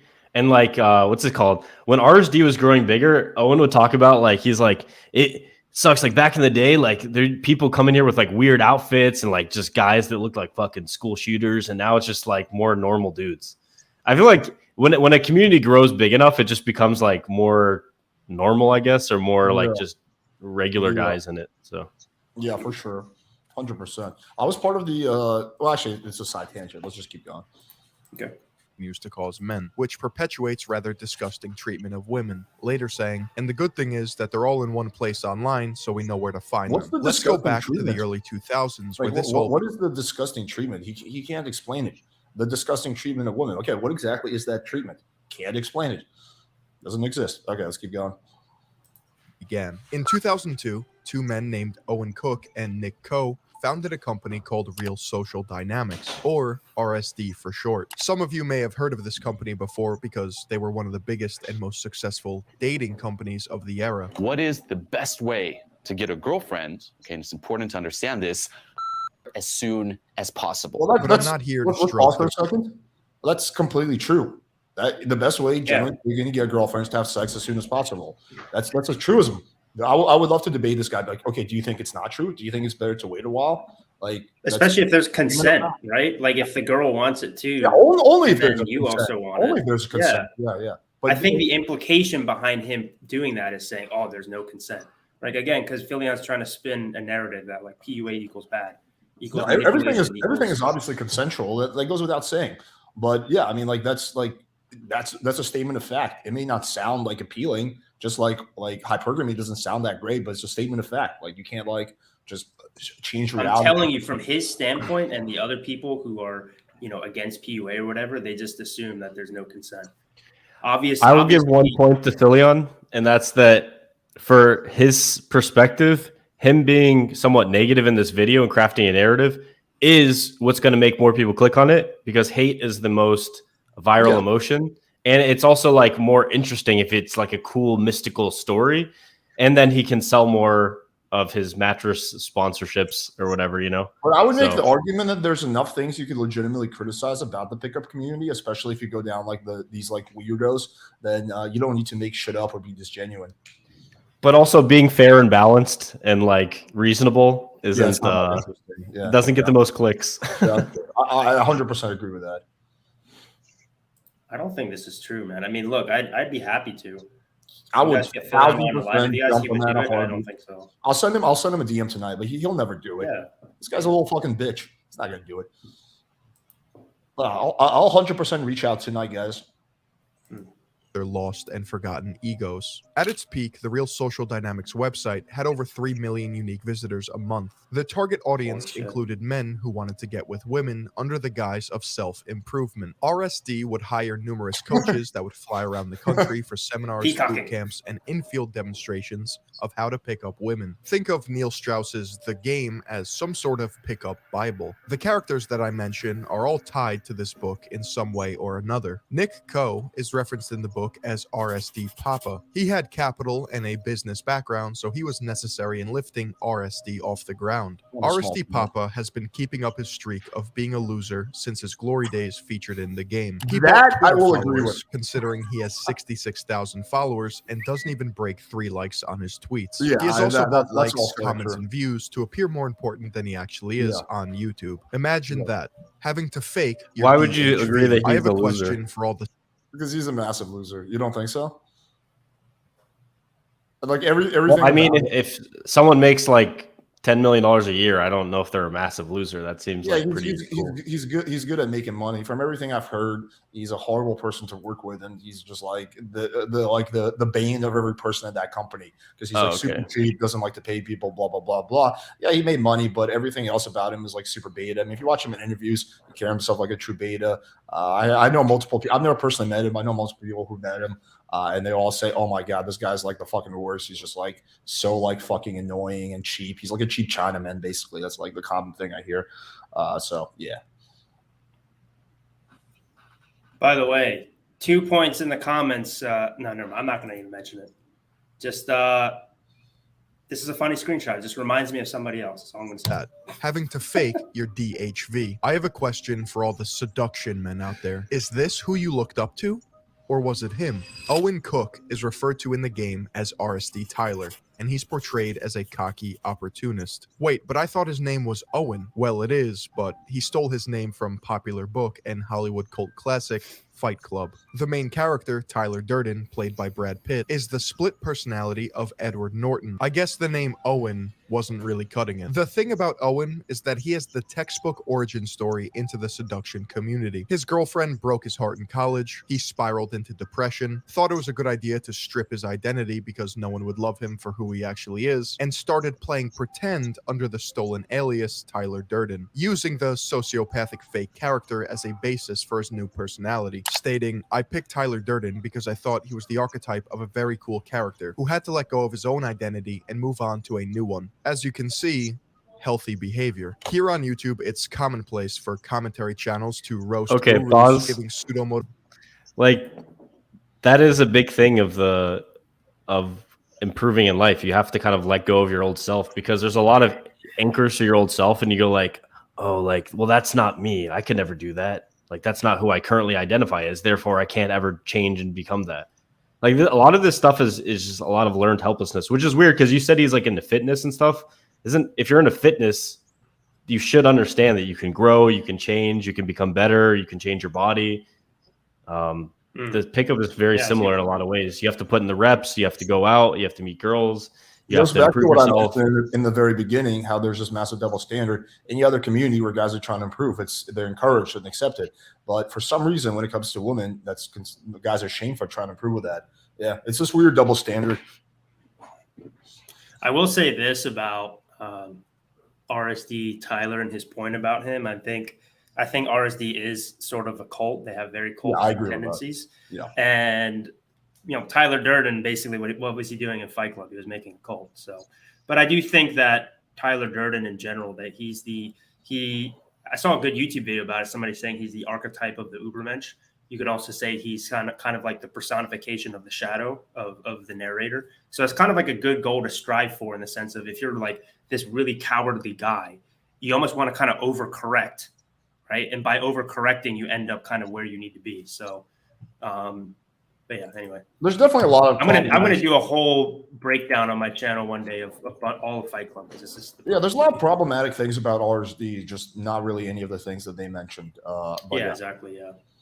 Talks in which they exhibit cringe behavior. The type of person you'll never meet, ever, because you're just a little three. And not only are you three, but you're here to get help. And instead of getting help, you got laughed at by a woman and laughed at by the entire crowd. And then a bunch of people, even quieter and more derpy looking than you, are going to form in a group. Yeah, you're about to say something, I can tell? No? Okay, of course. So, okay. When I do that, by the way, what I'm doing is teaching. But I don't blame anyone. I was going to say that part. I think that what Tyler was doing is actually pretty good there. Yeah, he was acknowledging, what was probably going through that guy's mind, right? The limiting belief sets and stuff. That was actually pretty great. It's totally, completely taking that out of context, making it look like something's completely, it's not. Yeah, I agree. Like he's just making light of the guy's thoughts. If he can get the guy to laugh at it, then he'll be less anxious. Nothing wrong with that. Yeah, exactly. Well, basically what Philion's trying to do is say, oh, look, he's just like making fun of his followers. That's not it at all. Yeah, it's not. If anything, he's doing like shadow work, the type of shit that I do with my clients, where basically you try to strengthen people against their own insecurities, right? That's actually a very effective form of self-development. For not knowing the full context of his past. The worst of his self-reports include: Canadian co-founder of RSD describes forcing sex on women. At one of RSD's boot camps in the US, Owen Cook shared details of an encounter with a stripper he had picked up the night before. His comments, recorded on video and posted online, are both graphic and disturbing. RSD removed the video from YouTube last weekend as the company was beginning to come under scrutiny. Copies have appeared, then disappeared from various other websites. In the undated video, Cook told a small group of men, "It was in the morning, she was taking a shower, and I don't think she wanted to have sex again, but I just threw her on the bed." He recounts how he proceeded to have intercourse with the unwilling woman, whom he described as just totally not in the mood. Cook explained his behavior by saying he didn't care what he did to her because he didn't plan to see her again. Cook then described in explicit detail how he proceeded to have intercourse with the woman, saying, "And I'm like, I'll just make this quick because she doesn't even want it." In other RSD videos that can be found online, Cook used a gay slur. For 1 second. So this goes back again to the big thing I was saying, that the pickup community doesn't do itself any favors. I severely doubt Owen actually raped a woman. I just think that he probably was describing a story in a way to make himself seem a lot cooler, and he failed miserably at it. So this was just really bad, I don't know, public image. I don't think the pickup community quite often does itself any favors with how they present things. And this was a clear example of that. But I severely doubt Owen actually, I wasn't there. If he did, then that's fucked up. But I severely doubt he actually. Well, also, this isn't fair, too, to be imagine if somebody within the self-help community, if you heard, I don't know, Tony Robbins did something messed up or whatever. like God forbid he like raped some girl, and then the conclusion you come to that is, oh, self-development as a whole is a scam. It's like, no, like one bad actor did. It doesn't sound like the woman ever complained. Yeah, it doesn't sound like the woman ever complained. There was no charges filed. So I severely doubt like he actually raped a woman. I just think Owen was trying to be cool, which I don't know why he thought that would make him look good. But like, this is like a really dumb thing to say in front of the audience on camera. Yes. Mm-hmm. Yeah, my take is I don't have all the facts. So if how it's described here, obviously that's a bad thing and no one should do that. But yeah. Referred to a woman as a bitch, spoke with an Indian accent, and told his young son, "You're an accident." That's right, you're an accident. I have two of them. I got another one. He's passed out under there. I was hoping he'd be awake. It's Dylan, my other son. But, you know, that's what happens if you think that just because you had one kid that if you don't put her back on the pill right away that, you know, that the second kid will be avoided. So that's the other lesson for you. That's if you're really dumb. So, yeah, that's right. You're an accident. You're an accident. Huh? Now, RSD Tyler has. I mean, isn't that clearly a joke? Pretty funny. Yeah, it's clearly a joke. And he's doing it to teach people to like. Yeah, my mom's like said that to me. Yeah, like I've had like my parents joke around with me about that. It's just a joke. It's not like supposed to be serious. Yeah. Most of us were accidents. That's just a fact. Incriminating video and runs 2 YouTube channels, Owen Cook and Owen Cook Free Tour. He does this thing where he posts so much content full of hour-long rants about literally nothing in an effort to inundate social media platforms with the new version of RSD Tyler. Julian Blanc, one of the main reasons why real social dynamics. I'll comment on that. I think some people are really good at different forms of media. Some people are really good writers, but they suck at speaking because they can't edit their thoughts in real time, right? Some people are good at making short form content. I think my strength is I can take like big ideas and just distill them down to its essence and just put that out. But I think Owen, maybe that's the way his mind works, is like these improv style long form videos. And yeah, I don't see a problem with that, except for it does. Obviously, it's not the best time efficient way to learn something. But if that's how he gets out his content, then that's how he gets out his content. You know, it's better than doing nothing. Okay. 2014, executive coach Julian Blanc was considered the most hated man in the world. In a now deleted video where Blanc teaches RSD members at a seminar, he says, "You can do what you want. I'm just romping through the streets, just grabbing girls' heads, just like head on the dick, head on the dick, yelling." That's clearly humorous. like never leaves a girl's mouth. It just pops out every second for air, like here and there. Julian Blanc. This is what I fucking hate. Is like this cancel culture. We can't fucking joke around about shit. This is the kind of stuff that guys say. My dick comes out for breaths of air. Yeah, it's like funny. Like, yeah, I understand. He's not actually being literal about that. Like, there's zero chance he's actually running around the streets of Tokyo and literally taking girls' heads and putting them in his dick. Obviously, if he was, that would be fucked up. That's not what's going on here. It's clearly humor. Comedians do this all the fucking time. All the time. Even worse things, and it's okay. Female comedians especially, yeah. They'll say, like, literally, I've heard, anyway, there's no need to get into it. But, yeah, female comedians say worse shit all the time. He travels the world holding seminars to rooms full of packed men, teaching them ways to pick up women, including forcing their heads towards his crotch. And he actually did do it. Yeah, but that's again, it's a joke. It's a chick who was participating in the video. Like, I know the backstory. Really, it was a chick who was actively at least in Tokyo. If there's another one coming up, that's a little sus. No, let's take a look. I can actually explain to you guys what's happening from a Japanese culture standpoint. Yeah, Kevin, if Julian runs around and grabs your hand and puts it in his crotch, like, is that considered socially acceptable? Like, would you swallow? Or would you like not be cool with that? Like, what's the? If I was a woman, I have to oblige. That's how it works in Japan.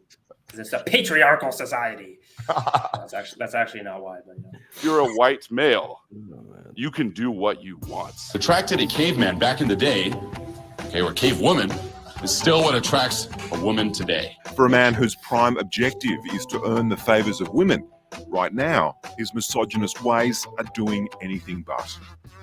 He then got humiliated on live television and claimed his actions were a bad attempt at edgy humor. With those pictures there that you're referring to, of again, like choking women, I just want to make that clear. That is not what I teach. Like those pictures there, again, was horrible, horrible attempt at humor. In Can you pause for 2016, 1 second? an article. This is I promise I'll stop with the massive pauses. This is one big gripe I have with Julian. I'm generally speaking a big Julian fan, at least old school Julian. The apology. Like I know it's easier to say what I would have done because I'm not in that shoes. I understand he was under a lot of pressure, but I would have just been so much more. I would have so much more respect for him if he just owned it. Like if he were just like, Chris, sometimes women like to be choked. Like Yeah, like yeah, he should have owned it instead. Sometimes you just gotta choke a bit. Like just the backtracking that, like, I lost a lot of respect for him when he did that. Yeah. Well, It's dude, made him look with weak. their defense, they said that they hired like public opinion people. What are they called? Whatever. And he hired them, and that's what they said to do. They were like, "Should we like defend it and like say this?" And they were like, "No, don't do that." Well, Trump clearly showed the world how wrong that strategy is. You can see, like, if Trump backtracked, he would have never been president.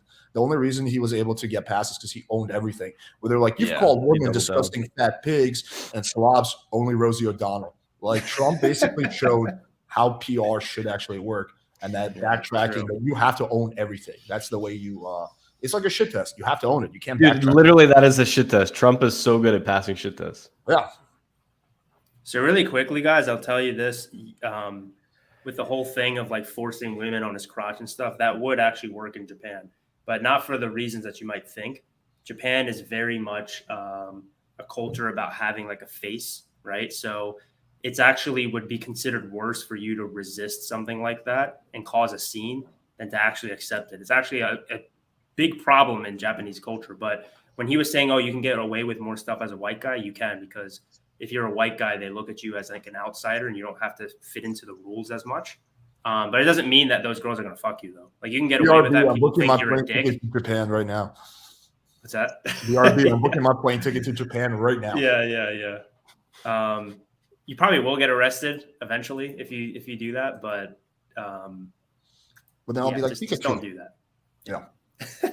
Article was run titled Pikachu thinks Controversial Pickup Artist Company Still Active in Canada, which pointed out real social dynamics having a resurgence in Canada, with RSD Tyler and RSD Julian hosting boot camps once again. Julian now works as a trauma release coach.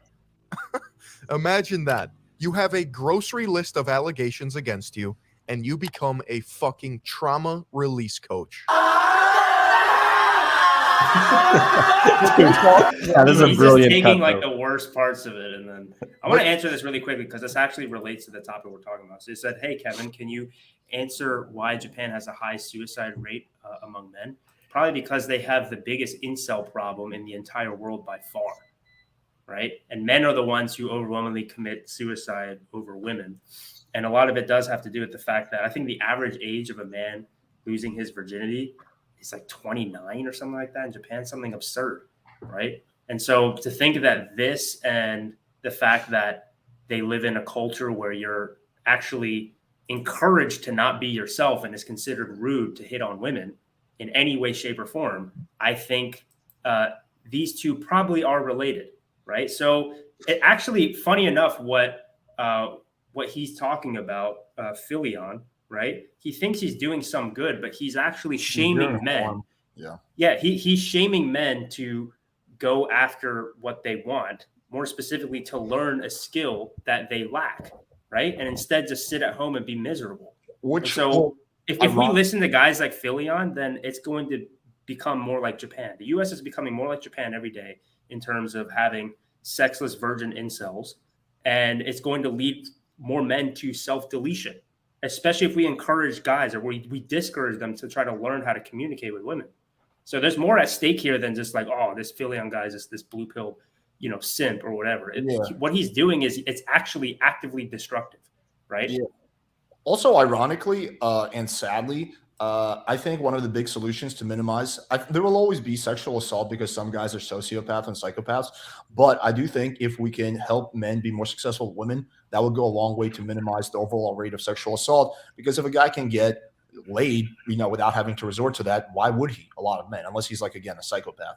So that would actually go a long way to helping the problem. A lot of the guys who commit, sexual assault, they're actually sexually frustrated. It's not guys who are getting laid a lot who are confident.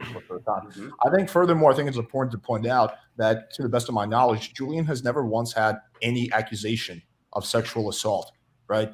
That's what should matter. Like, have you actually been guilty of that? Just joking about something doesn't make you guilty of it.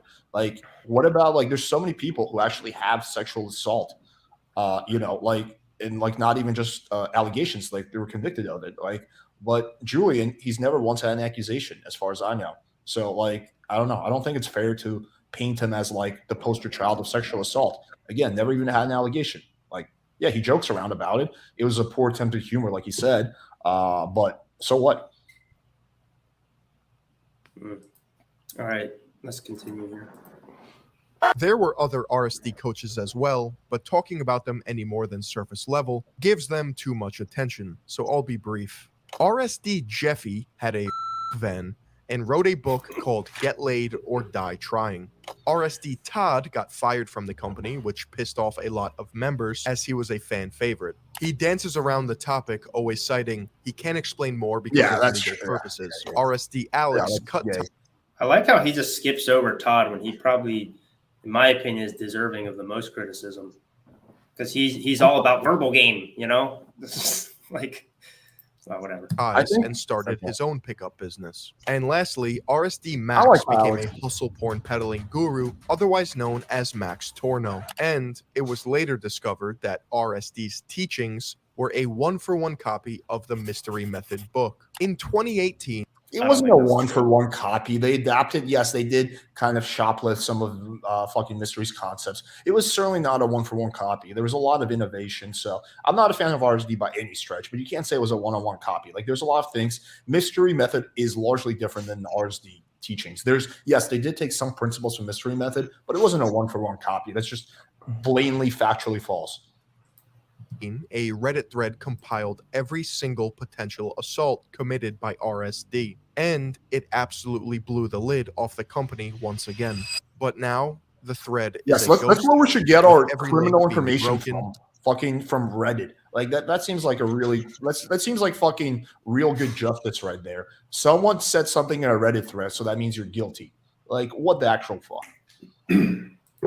Unavailable or leading to a copyright message. Perhaps this story is a lesson in how fast the internet moves. Real Social Dynamics was a flash in the pan of internet culture that appealed to sad, lonely men.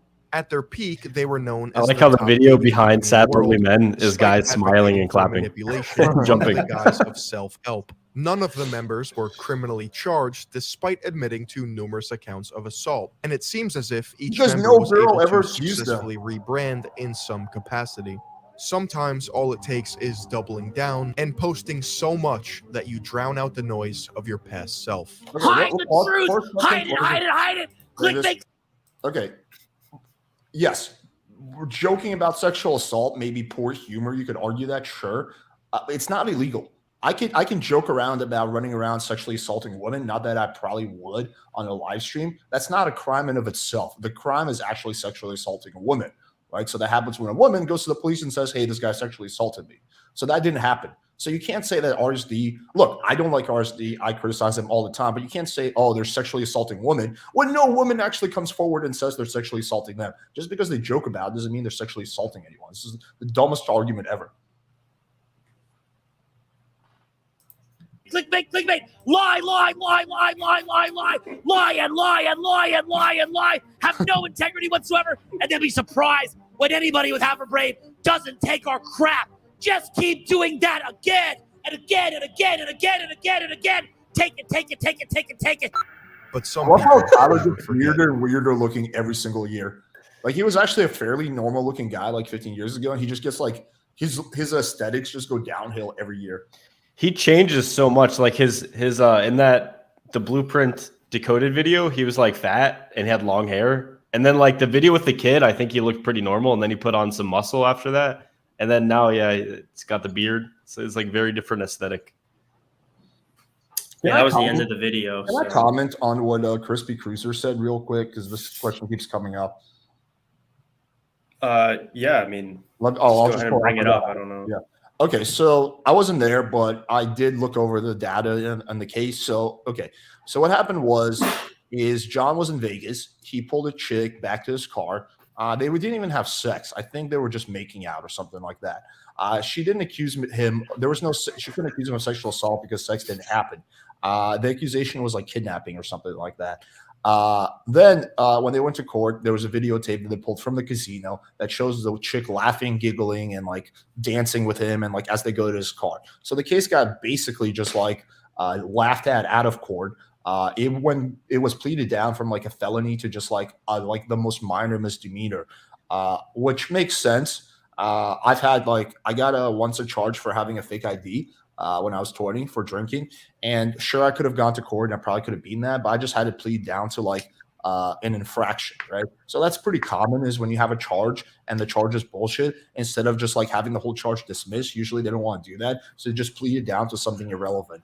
So they get to save face. So that's pretty common what happened to him. There was no real facts in the case. It's just he was guilty at all. Like I think the video footage of the chick laughing and giggling as they're walking past security, holding hands, is pretty indicative that she was not being kidnapped. So, yeah.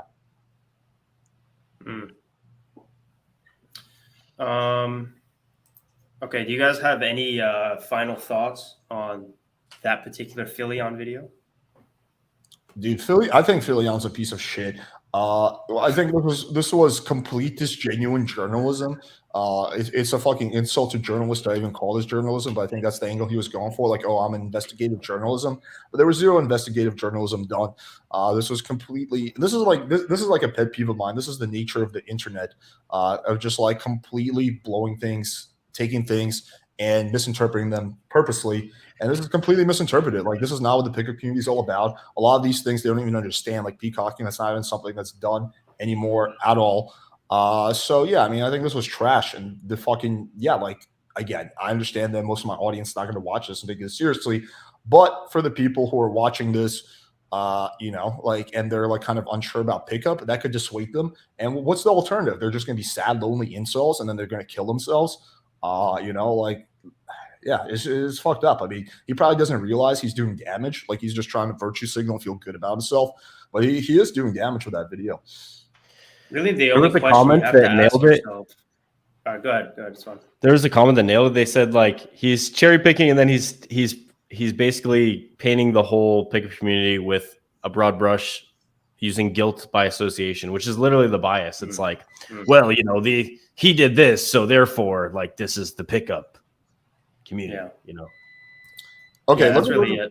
Let me fucking answer this. This is like, if he didn't commit felony, would have got dismissed. No, it doesn't work that way. Okay, when you get charged with something, usually the prosecutors don't want to drop it, even if all the facts are against them. So what they usually do, again, I had like a bullshit charge. What they do is they plead it down to something irrelevant. If you actually commit a felony, right, and the facts are against you, they're not gonna drop it down to something irrelevant. They just won't.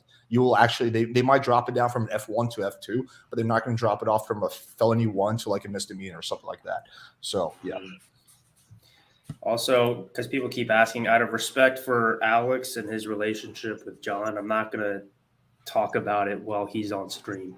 Eventually, I will. So, but it's pretty damning. Again, if I called him a scammer, I can't prove that. I'm more so saying that he's a fraud. Right? There's a difference. A fraud is somebody who says that's different than who they say they are. A scammer is somebody who takes your money and scams you. So I can't prove that necessarily. So if I said he's a scammer, I apologize. I just meant fraud. But yeah, I'll talk about that somewhere down the line. But this is all this. What's so funny? We're talking. Austin brought this up earlier. People are more driven by negative emotion and drama, right? So half these people are just like bringing up John Anthony and being like, oh, what are you going to expose him? It's like, guys, why are you here in the first place? Don't you like want to try to like, dude, I saw one guy spamming, trying to get better at this stuff. I saw one guy spamming the comments every time you would give an opinion. Where are your receipts, Kevin? Like, this video has nothing to do with receipts. Like, yeah, it blows my mind. I actually haven't seen that. Just every time I open my mouth, I've seen like at least 2 or 3 people being like, when are you going to expose John Anthony? Like, come on. Oh, should we play let's play the What is a Woman trailer? Yeah, let's do it. Are we gonna get copyright struck? No, I don't think so. Oh, dude, this has like 14 million views. Even if we 15 do, million now. we'll win the appeal, so it shouldn't be a problem. Share. What is a woman trailer? Share. I love Okay, this here it is. comment. I can share it. I got it. Hold on one second. Wait. This is the best comment. Austen Summers is the receipts. Hold on one second. Damn, who fucked me? Well. Okay. All right, I got Who it. didn't? The real fuck. Yeah. I was gonna say that. The real question is who did not fuck. You know what's funny? When I first met you, Austen, I kind of thought of you as like, we have a very similar sense of humor. I thought of you as like a healthier, more like, I don't know, like version of myself who wakes up a lot earlier. That was basically like my observation. Dude, I woke up at like 5 p.m. today. Oh, there we go. You're becoming a better man. I mean, obviously you have a lot less hair than I do. You have like a receding hairline and I don't. So that's kind of like, the only difference I would say is I have a much better head of hair. But other than that, see a lot of I have a mineral deficiency because I love eating wheat and beans. All right. Alex, how old are you? 32. Oh, damn. Dude, I'm you know 19. what's funny? I was going to debate this one chick on TikTok. And we were like communicating over text. I told Natty the story today and she was cracking up. And she was like, oh, by the way, I have a random question. How old are you? I'm like, oh, I'm 32. She's like, damn, dear God, I thought you were 45. Wow. I wonder how you look with a hat. Do you have any hats? Hats are not for me. I'm going to get a hair transplant pretty soon. All right, Okay, let's do it. What is a woman? Can you tell me that? Oh, you're at the Women's March. You must have some idea. Please, if one person could tell me what a woman is. You are not here for women. We ask you to leave. What is that? I'm a husband. I'm a father of 4. I host a talk show. I give speeches. I write books. White supremacist. What is that? Okay, anyway, sorry. Dude, I like to make sense of how powerful is that irony of you go to a woman's march, you talk to 4 women who have signs that say woman and women on them, and then you ask them, what is a woman? They're like, dude. It's such a simple question. All right, let's continue.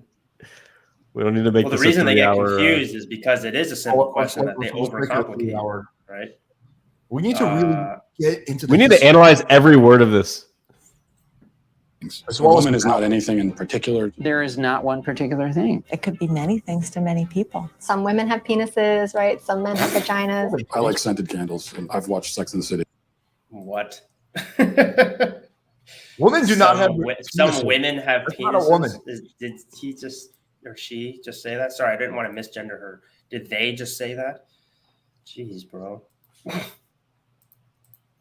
Yeah, How do I know if I'm a woman? that's a great question. You're not a scientist. You're not a gender studies major. No, How do you know that you're a man? I guess because I got a dick. Can a man become a woman? I'm not a woman, so I can't really answer that. Women only know what women are. Are you a cat? No. Can you tell me what a cat is? You want to tell us what a woman is? Wrecked. I'm a biological woman that medically transitioned to appear like a male. I will never be a man. And so they go on the internet and they're told that all of their problems will be solved if they become a man. So you worry that there could be a sort of social contagion element of this? A teeny tiny bit, maybe. It got me at 42. Your child doesn't have a chance. And you're affirming it with hormones that have never been used in this way. Puberty blockers, which are completely reversible. Completely reversible. One of the drugs used is Lupron, right? Which has actually been used to chemically castrate sex offenders. You know what? I'm not sure that we should continue with this interview. You don't want to talk about the drugs that you give to kids, or? How can they be removing the healthy breasts of 15-year-old girls? There are masculine girls. There are feminine boys. What are we going to do about that? carve them up. How can this whole thing be happening, Matt? I wanted us to have a safe place to be able to talk about this. Part of me wants to ask why you care so much. I care about the truth. I care about children. I care about the women who are having their opportunities stolen from them. Is it transphobic to tell the truth? The interview's over. Let's turn off the cameras. Excuse me, Well, they're fair. I just wanted to know, what is a woman? and you're not going to find out. Based on what I'm saying, You're not gonna if I find out. move to America. They say no, never.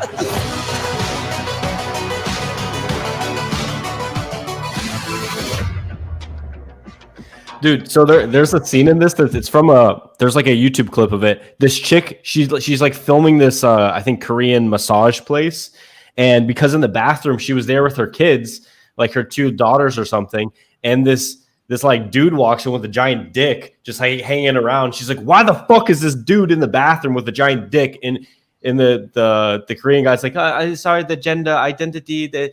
She's like, what gender identity? It's a fucking dick in front of my daughter's face. It's like, dude, this stuff is a joke in other countries. Like in Colombia, you really think they're sitting around like, hey, puppies? That like, dude, they fucking know what a man and woman is. In fucking Russia, where I grew up, if you were like, hey, what's a woman? Like, you're gonna get pretty fucking straight answers. I'm not saying Russia is like the epitome of like a good society, but like this shit is only a fucking question in American countries like America. Dude, in Canada, I think is the worst because they had the story in there. There's this father who his daughter was like gonna transition or something, and in court he said like, well, she like is describing his daughter, and they're like, sir, you just misgendered your daughter, and he has like a $30,000 like lawsuit because he misgendered his daughter who's like trying to transition. To be I just don't understand how like letting a 12-year-old child transition is not child abuse. Like you can't like dude, in the thing they have a 2-year-old saying that transitioning. Like, dude, when I was 12, I wanted to be a soldier. I called the recruiting office, and they're like, "Yeah, you have to wait until you're 18." When I turned 18, I was like, "Fuck that shit! I don't want to be a soldier. I want to go to college and bang chicks." Like you can't make decisions as a 12-year-old. Like you make decisions, then you change your mind on that. Yeah, I don't understand. Like, this is so dumb because like I don't care about adults like transitioning. That's like totally on them if they want to do that. But like fucking like 12-year-old, like you don't have like the ability to. If you can't fucking drink, then you shouldn't be able to fucking transition into an opposite gender. I think that's like dude, it's a sign. It's a sign of a decadent society where things are too good. So it's like, we are the offspring of generations and generations of warriors who had sort of this fighting spirit, right? So now we don't have anything to fight against. They talk about this in Fight Club. We don't have any war to fight against. Yeah. So then the war becomes with ourselves, and more specifically, you start to look for problems, right? It's a very human thing to be like, I want to fight against something. So if you just make up and contrive this thing of like, oh, there's this oppressive patriarchy that is trying to suppress people from being themselves, and this includes trans people, right? Whenever you hear trans activists, feminists, or whatever, listen to them talk about these other people that aren't even them, right?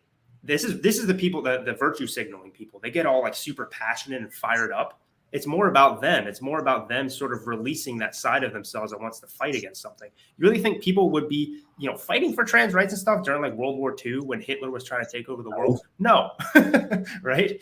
It's just it's a problem that just things are getting like too good. Excuse me, Mr. Hitler, we noticed a problem in your concentration camps. There's no trans. It's only a men and women bathroom. What about all the Jews who identify differently than their gender? It's not really fair to them. Before they go to the gas chambers, they should be able to at least be in the proper bathroom.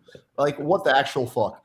Yeah, dude. What's the most insane thing I saw? I saw this recently. I don't know if you guys know this guy. It's like Hassan or something. He's like a popular Hassan debater. Piker, yeah. Yeah, he's very leftist. He was debating like a trans person, right? And the trans person was saying like, look, I'm trans, but some of the things you say about trans rights and trans mindsets is incorrect.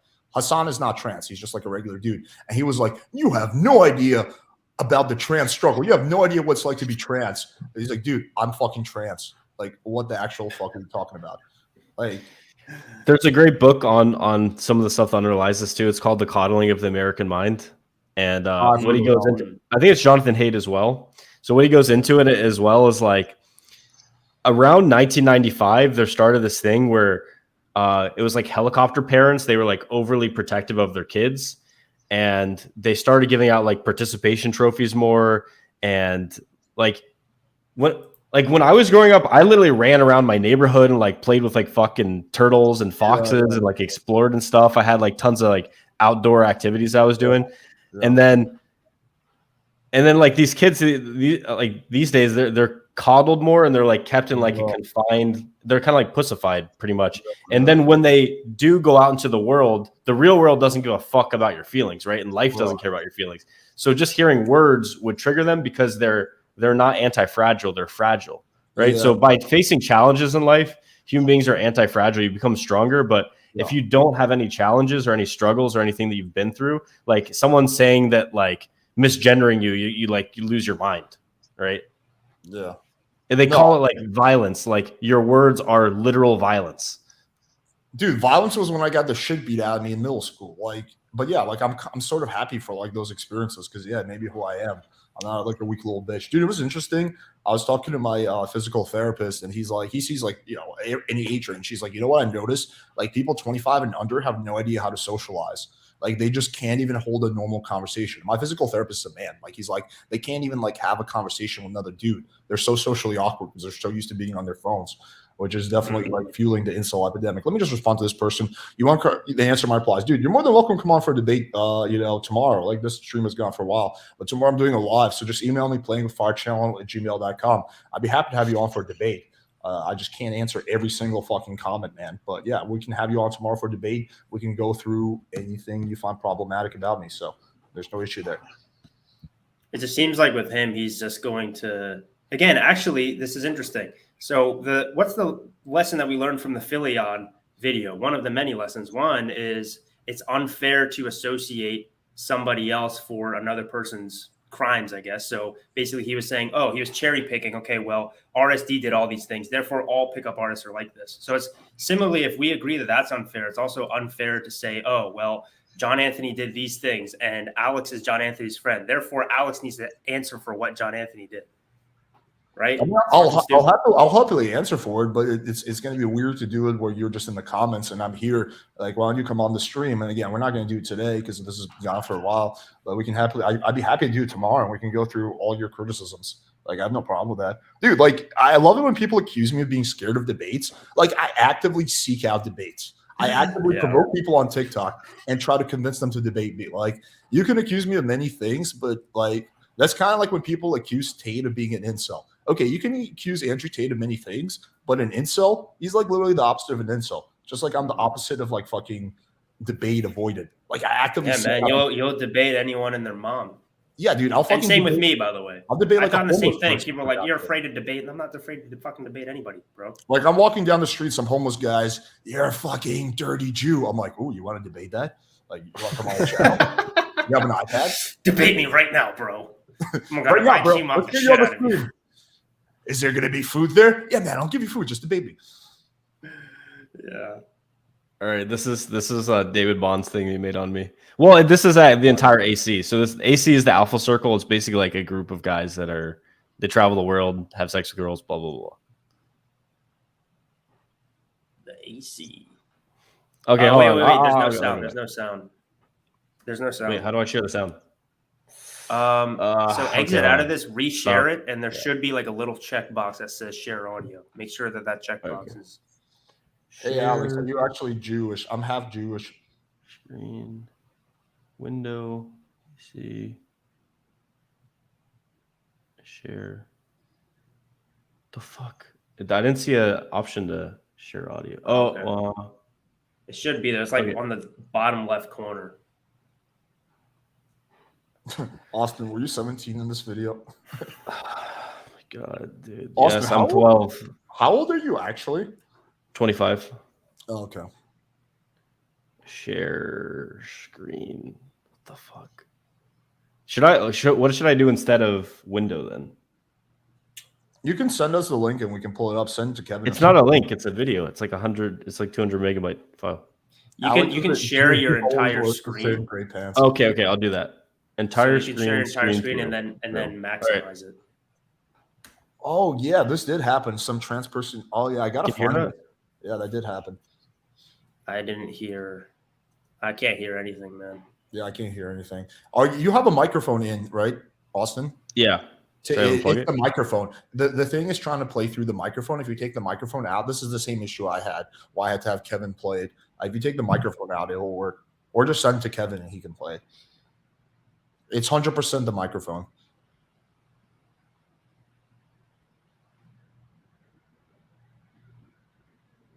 Still can't hear nothing. Austin, just send it to Kevin and we can play it, and he can play it. I love how technologically challenged you all are. I know, dude. Of course, the Asian guy has to come in and save the day. Well, Dude, there was literally. I say that now. Maybe I won't even figure it out. You won't be able to fully save the day, but you'll be able to save 50% of the day. Yeah, exactly. Okay, half of me will be able to save the day. No. No? Okay. Maybe I'll try VLC. Dude, one of the best jokes, Kevin, that we've ever had on the stream, I think, was when you were talking about how like Coach Whitebill was like always getting your sloppy seconds, and I made the joke that what's it called? That he fought some chick that you. Oh no, when we were joking around how he's really into Asians, I was like, well, I guess he did get an Asian when he banged that chick after you, because you're half Asian. So like, I guess it was one of those things that's funnier for you there. But yeah, you know what I'm talking about. Yeah. That was funny as fuck. I remember that. Isn't Jewish a religion? It's both. It's a religion and a culture. So I'm agnostic. So I'm culturally Jewish, not religious. Well, technically, it's a race too. I mean, if you're Ashkenazi Jew, especially Ashkenazi, I'm Jew, Ashkenazi Jew. I'm 48% Ashkenazi. Dude, that's the highest IQ ethnicity on Earth. Yeah. Well, yeah. There's a reason why we secretly run the world. Yo, since you control the weather, Alex, can you make it a little colder this summer? Yeah, I'll talk to the other Jews and I'll see what I can do. You know, it's kind of like a group vote type of thing. I don't get soul deciding power, but yeah, me and the table of Jews. Yeah. Is Coach Whitepill on that table, by any chance? No, we haven't let him in. You have to reach 10 lake count in order to get in, and the other Jews is not. Yeah, we're pretty strict. Dude, about when are we that. doing a stream with him? That would be so fun. He refuses to come on. I've tried. Yeah. Dude, well, let's just have him on. We'll just shoot the shit, chat, hang out. He doesn't want to. He doesn't want to do it. Yeah, I don't have want to be our friend. here. No, that was not even in question. He confirmed like from the start that he would never agree to do it with you. So I was like, okay, well, what about without Kevin? He mentioned that his big concern was he thought I was going to ambush you. So you're going to be like hiding in my closet or something like that. I'm going to have you on, you know, which like obviously like I wouldn't do. Like even though I like you, I would never like sabotage my reputation by like. Yeah, exactly. And I wouldn't suggest anything like that as well. Yeah, no, I know you wouldn't. Yeah, I think it's very clear, man. It's like if the truth is on your side, then you are willing to have discussions with people. That's it. That's all it is. I mean, that's our criticism of Rolo, right? What's the reason he doesn't want to have a discussion with us? What's the reason Fresh and Fit don't want to have a discussion with us? It's the same. It's because they know that they're going to be exposed in some way or another. So how is this different with Coach Whitepill? Yeah, if you have nothing to hide, then you have nothing to be afraid of. That's why I'm not afraid to do any debate. I have nothing to hide. I'll debate anybody. I have nothing to hide. I'm not embarrassed about anything except my small penis. Okay, I uploaded it to YouTube as an unlisted link. All right, we can do it. Let's see. Can you guys hear it? Government is currently investigating. It's still loading on our screen, so I can hear it. It's just a little quiet. If you can turn up the volume. Okay. The Colombian government is currently investigating two known international terrorists who go by the name Austen Summers and Casey Brown. Austen and Casey are wanted by the FBI for their involvement in the Big Brown Booty Project, an illegal political movement to relocate all the big booty bitches from Colombia to Toronto, Canada. These two individuals have been accused of human trafficking and violating the Islamic blasphemy laws in Iran. There are reports that these men will meet up with the famous sexual predator David Bond in October of 2018. If you see these men, please call the authorities. Timothy Blackburn is currently facing 250 years in prison for hate speech violations for his offensive opinions about Islamic ladyboys.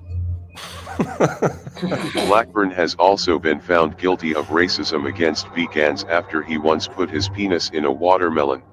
But dude, it's like you can show, it's the same shit. It's just like slow mo. You put like a VHS graphic on it and like put some eerie music. Oh my god! David Bond made this. Mark investigating Mark Falzoni. Mark Falzoni is a convicted pedophile and incel. The Trump administration has provided reports that Mark Falzone once watched CNN, which is illegal fake news. Yeah, it's like, dude, David is so fucking creative. Oh yeah, his like out of the box, like I don't know, like problem solving is insane. Yeah. Estamos yeah, de he showed me his whole, because I hung out with him like once or twice while I was in Vegas because he was there for a little bit, but yeah, he showed me his whole sequence with the Harem Quest, and I was like, holy, like I almost wish he could like show the Black Pill guys this, because then they can't question whether game exists anymore. Like he had like a whole system. I was like, all right, this question. Dude, you could show the Black Pill guys a video of like a midget fucking a perfect 10, and they'll be like, yeah, but like, I don't know, she's not that hot. Like they'll always find a reason to dismiss it. Dude, my roommate's a NASA it's because engineer. She was clearly attracted to him physically. That's the my roommate's a NASA engineer who works on the space launch system, and his program that he took with me like a year and a half ago, his immersion, the other student on it was a flat earther. And like, even if you took that flat earther to space and said like, look, you can see the curve of the earth, they'd be like, how do I know this isn't a green screen? How do I know this isn't like a video? Like, if you want to believe something, you can do it. Like, you can believe anything. That's this guy that wrote that book, you know, the Sapiens. He basically says that in like one of these talks, like the beliefs we have about the world are like on top of the world. We never see reality as it is. We only see reality through the lens of like our beliefs and the ways that we think about the world, right? Which is the big reason, not to keep going back to this, that I criticized what Coach Whitepill was saying. He's like, dude, like you can't debate the truth.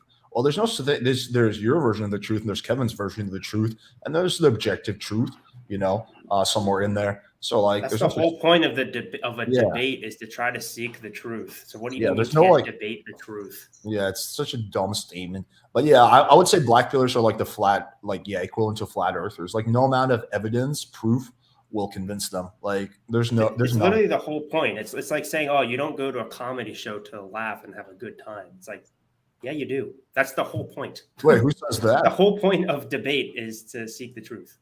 Wait, who says you don't go to a comedy show to laugh? No, I was just making that as an example of like how ridiculous it is. I was gonna say, I mean, hey, maybe Coach Whitepill, to be logically consistent, maybe he believes that same thing. I don't know. Oh. I love how too he's just like, oh, I just want to be done with this. I just want to coach Kevin.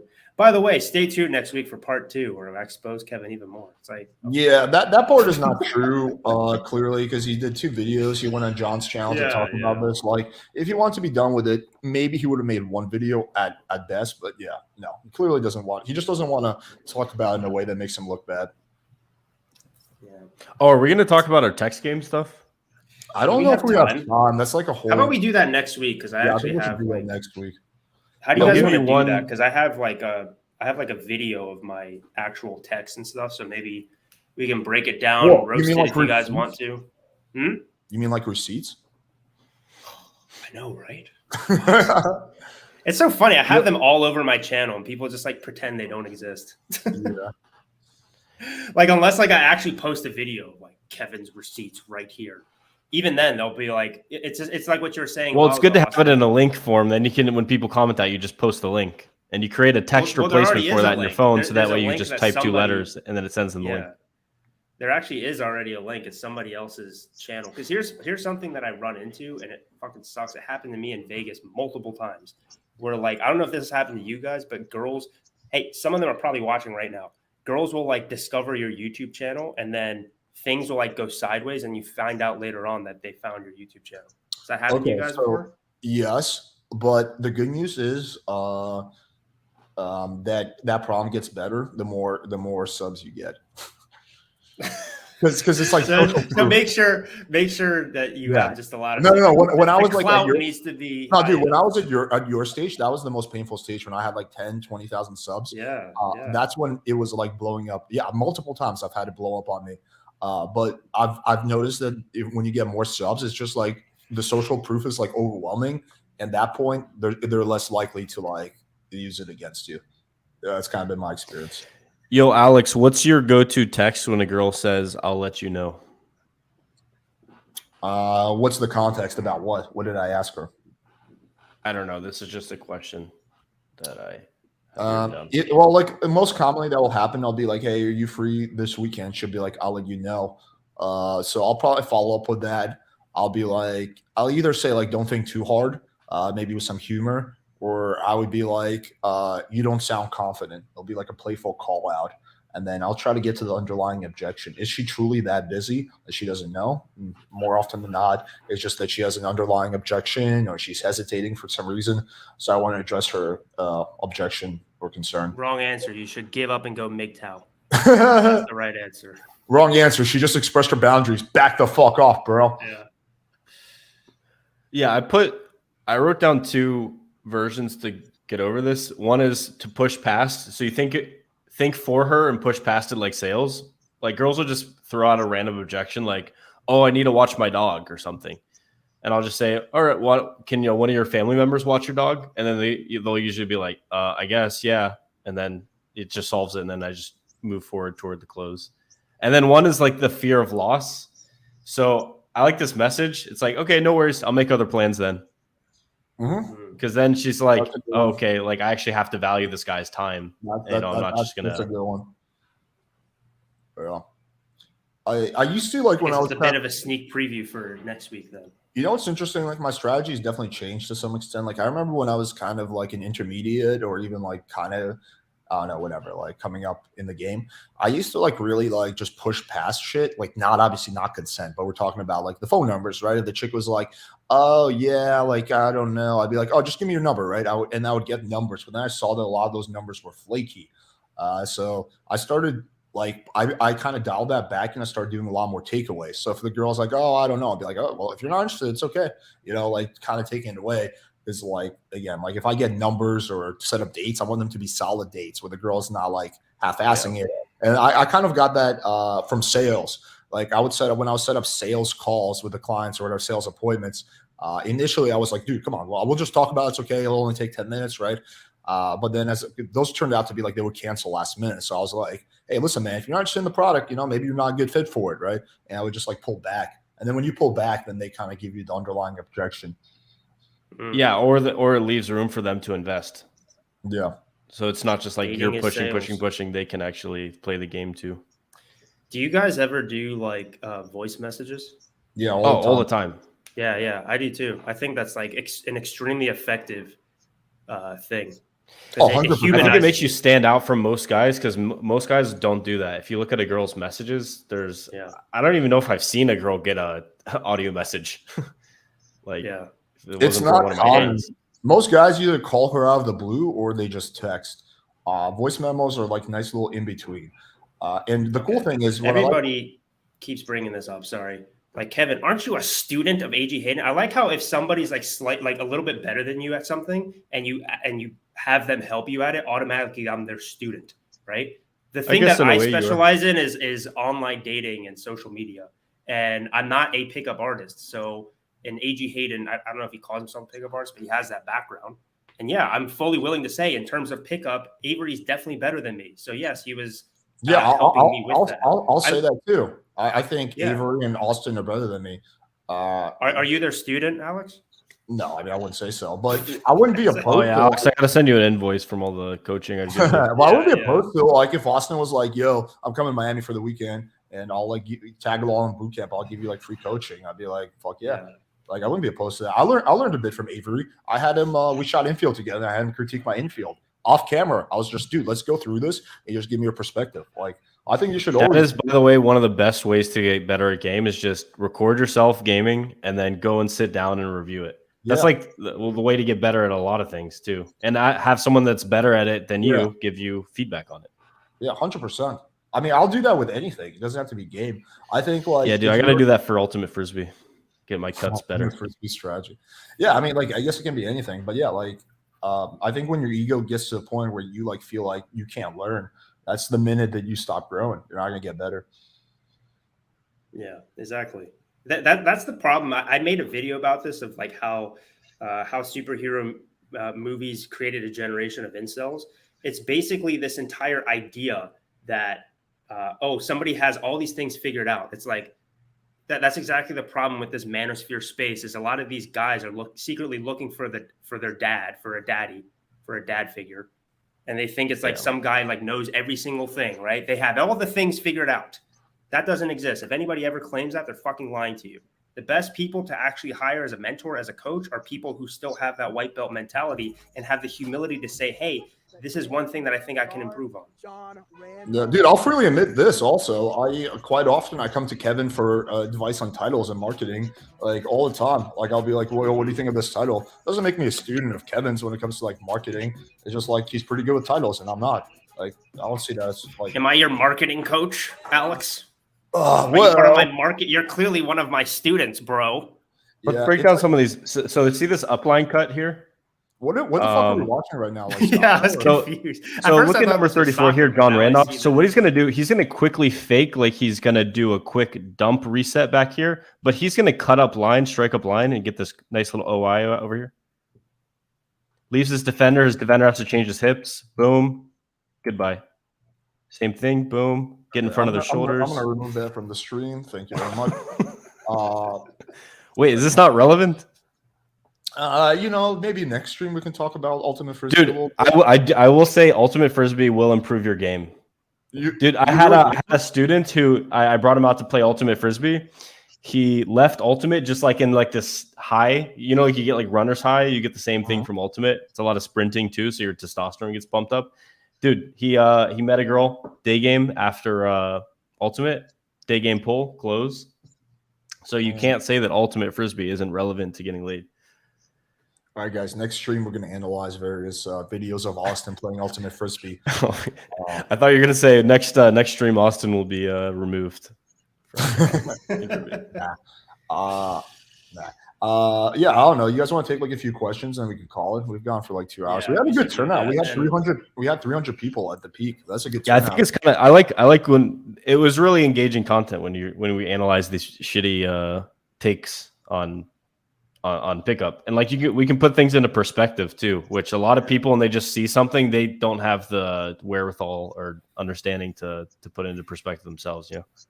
Yeah. And then next stream, we're going to do like a text game masterclass. So we're going to break down all our text strategies.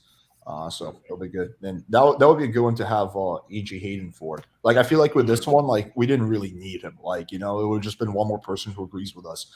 But like with that, there might be some like good insight. I was thinking, what if we had a feminist on this chat or on this call? What the fuck are we doing? I'm tired. They never want. The thing is, like, okay, this is like a big issue I have is I've done a lot of TikTok debates. The chicks who want to debate me from TikTok are more or less like the reasonable chicks. Like they might be feminists, but they're like fairly reasonable. The crazy chicks who are like, you're a rapist. They never want to debate. They always back out. That's the issue. So like the hardcore feminists, they never want to come on for a debate. Kind of like how in the what are women trailer, that chick was like, okay, this interview is over. The one that was saying all that crazy shit. They don't believe in like communication or like whatever, or like having combos. They get triggered and they want to go in their safe space. Dude, science is transphobic. Yeah, I'm actually debating a feminist on Wednesday. The topic is, are men privileged in society compared to women? Who's the feminist? Her name's Stardust on Twitch. Oh, you told me about that. Wasn't that supposed to be a while ago? It kept getting pushed back. So I wouldn't be surprised if she flakes, but we'll see. No, I think she'll do it. She's one of those. I think that what's pretty cool about the Twitch debate scene, which Alex, I'm surprised you're not a part of yet, since you love debates so much. I mean, you've debated Destiny and Vosh, but a lot of them, for the most part, they debate in good faith. I don't think it's going to be like some shouting match. Okay, Alex, you've become quite the master debater. You're pretty much taking on everyone at this point. Master debater. Master debater, There's Alex. so many more people I want to take on, like Lauren Southern. I'd love to debate her. And a whole bunch About of what? Hopefully you perform better than not Bernie. Why did I say Bernie? I think it's just because I saw this. Rolo. Yeah. Hope you do better than Rolo did. I definitely. I like how there's still some people that think that Rolo didn't get destroyed by Lauren Southern. It was literally, we're talking about like RA or grape and stuff and PUAs and all that shit. Like I actually visually saw that happen in the debate with Lauren Southern and Rolo. It was utter destruction. I didn't know a 26-year-old woman can do that to a 50-something-year-old man. Well, the thing is, Rolo is not a good debater. He's average at best. Donovan or Myron are a lot better, honestly. Yep. And they're not that great either. Donovan is probably the best one out of that bunch. But yeah, they're not like that. Like, who's a good debater? Fucking Destiny and Vosh. Like, those guys are legitimately good. Good rhetoricians, yeah. Yeah, no, really good. Like, yeah, like I think with Vosh, unless it was something that I had all the facts on my side, I think it would be a draw where he might even like beat me a little bit. And same thing with Destiny. The problem is but they're too reasonable. I agreed with on all the big things we agreed, so there was no real thing that we disagreed on. So yeah, but yeah, let's maybe take a few questions and then we'll call it. Yeah. Okay. What do we have? What is this? No problems. What I'm saying is you can learn from non-PUAs, Mr. Cross, Steve Dean, Williams. Yeah, you can learn from non-PUAs. I learned a lot from a cool natural friend I had in college. That was one of my biggest learning sources. Do you guys consider yourselves PUAs? I'm curious. I mean, I hate that fucking term, but if I had to identify myself with any community, it would be with a pickup community. Okay, fair. Yeah, I pretty much have the same answer. I would never say I'm a dating coach, but yeah, I don't know. Yeah. I would never if a girl's like, "Oh, what do you do for work?" "Oh, I'm a PUA." I would never say that. I would be like, "I'm a sex dating coach," or "I'm a YouTuber." It sounds super cringe, but yeah, if I had to pick a community, it would be that one. Dude, when I saw the Julian choking photo, I was in my head, I was like, dude, I did that literally Friday night. I met this girl, she's super submissive. I pulled her hair and I just saw her biting her lip. She was like, and I was like, God, you're so submissive. And she's like, how did you know? And I was just like, shh. And I just went in and did it. And she was just like, Oh man. Yeah. Most chicks, not all, but most chicks love to be choked. Facts. Consensually, yeah.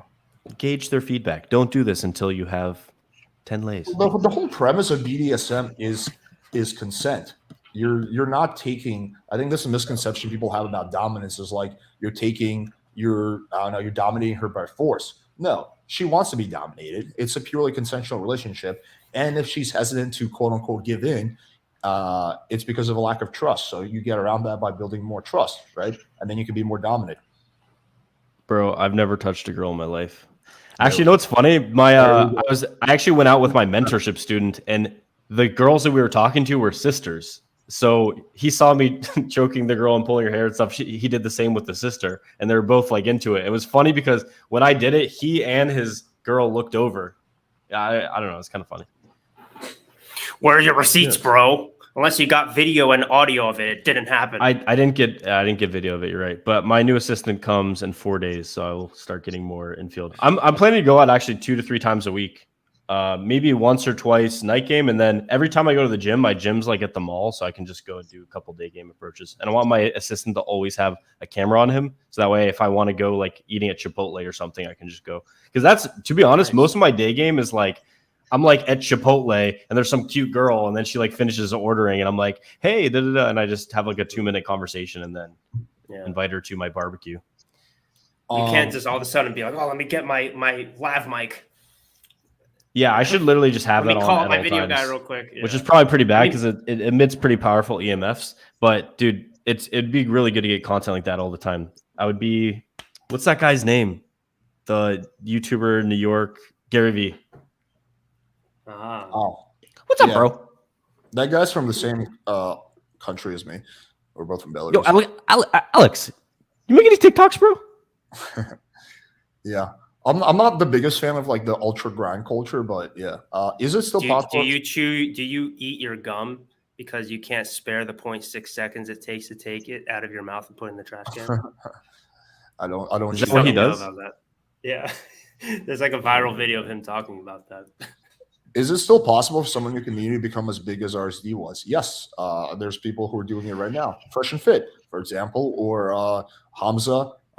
They're just as big. So yes, I don't think they're as big in terms of financially though. Which one? And also, they only have Fresh and Fit's 2 guys. Fresh and Fit dude. Fresh and Fit is making bank. I would stake my life they're making like $500,000 a month, or close. RSD was making more than that. Yeah, but RSD's making like 6 times that. Company. Yeah, but RSD is also 6-7 times the employees, so they have to pay all those people. True. But yeah, I do think it's cool. Take yours. I have to eat shit. Scared I don't know what I want to do, and that's okay. Why you got a Coachella? Fuck Coachella. Fuck Colin. Fuck your mom. Fuck your spouse. Fuck your parents. Fuck you. Dude, this video is so fucking. he loses it at the end. Alex, God damn it. Someone fucking come at me. I don't give a fuck. I don't give a shit. Yo, relax, Don't man. tell me to fucking relax. Everything goes on. Motherfucker. Fuck everything. Shit. Fucking Amazon, baby. Fuck your parents. Fuck college. God damn it. It on eBay. God damn it. $4. Okay. Alex, did you say you think Avery has better game than you? I think he has better cold approach skills. I don't know if he's better than me on a date or something like that. I have no way of knowing that. I would say we're probably pretty even in that regards. But in terms of approaching chicks and pulling from cold approach, yeah, I think he's better. But the big thing is he does it a lot more than me. He does cold approach very often. I do it almost never. So that's like a big part of it. Dude, that's one of the number one things that I admired about Avery is his tenacity with going out while I was in Vegas. I would like need a day off and be like, yo. Yeah, no, he doesn't. He goes out all the time. And it's like, bro. Dude, we were hanging out at my place. It was like 2 a.m. I was getting ready to call at night. He's like, yo, man, so what are some good places to go out? I was like, well, on Friday night. He's like, no, I mean tonight. I was like, dude, it's like fucking 2 a.m. He's like, yeah. I'm like, Jesus. Yeah. Christ. I'm like, all right, dude. That's impressive, man. Yeah. Dude, literally the night I was leaving, because I'm in Dallas right now. It's like, yo, dude, so, me and a few friends were meeting at the sushi spot. If you want to meet up, it's like my last time here. It's like, yeah, sure. But also, dude, so I'm going to this club tonight. You want to come? Like, no, I have a flight in the morning, bro. But that's part of what makes him great, in my opinion. It's like when people are talking about, oh, aren't you his student? I think it's great when you're doing something like cold approach, even if you have done it before, and even if you're pretty decent at it. If you have some guy that's just like literally, this is our thing, right? This is the extent of the coaching. Avery would point to a hot girl and be like, go approach her. I'd be like, all right. And then I'd go do it. And then if I didn't do it, he'd call me a bitch. But dude, I think that's good coaching. That's the way that it should be, so. I want to address this question. I have a hard time approaching girls within earshot of other people. Any suggestions? Yeah. So that comes down to this belief that what you're doing is something wrong. If you don't have that, if you don't have any sexual shame, which you probably do, if you're asking the question, then the issue is you have spotlight effect, which you assume that people care more about you than they actually do. So you assume that there's like a spotlight. Everything you do is being analyzed by other people. But the thing is, most people are kind of like thinking about themselves as well. So you just think about when you go out, there's just like other people also thinking about themselves. So once you realize that, it's not really a big deal. And then come from the frame that, you're giving value to the girl. You're bringing a good conversation. You're giving her a compliment. These are all things that are good. So nothing that you're doing is wrong. And then if you do have more deep issues about that, you have to process your sexual shame and realize that it's okay to be a sexual man and show up as a sexual man, and stop watching Philion videos and assuming that it's bad. Philion is the man who's going to make you good at game. Yeah, you realize at some point that no one gives a shit, no one is watching. It's very liberating, actually. This is an interesting question. Panel, do you see a woman who's more dominant as more of a challenge, or just not your type? I don't believe that a woman I guess anything is possible. I've never met a woman who's more dominant than me. I think the women who are like, oh, you're telling me you get some alpha. you get some like alpha Alex. you get some like 6-foot black chick, she's not going to be more alpha and dominant than I you. mean, bro? I don't know. I don't really pick up 6-foot black chicks, so I can't speak. You on said that you've never met a girl that's more dominant than you. Well, I mean, I've never like how would I know if I'm not approaching her if we're not talking? I'm not approaching like chicks that look very manly. Dude, so- you're in Miami, don't you see? Yeah, but I don't talk to them. I'm not like approaching them. Yeah, like if a Yeah, chick you looks can't super observe. manly. Well, yeah, I'm not sitting there like watching her, dude. Like, oh, let's see if she's more dominant than me. Like, I think she means like that sort of like. Dude, she's a-mogging you, bro. Listen, fuck you. No, I'm just kidding. I've never met a girl who's more dominant than me who like I had interaction with.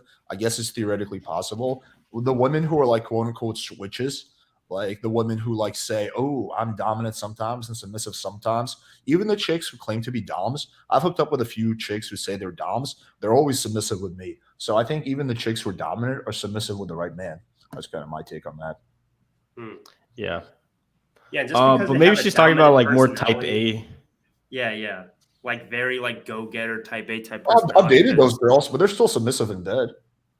Yeah, that's what I was gonna say. It's like just because that they have a dominant personality doesn't mean that they're dominant in the bedroom. Actually, a lot of times it's the opposite. Exactly. Yeah. My first girlfriend was an engineer for Boeing. She was like pretty charismatic and outgoing, but yeah, she was like submissive in bed for sure. To be honest, I prefer girls that are more submissive and more just in general in their personality and everything. I don't want like a type A.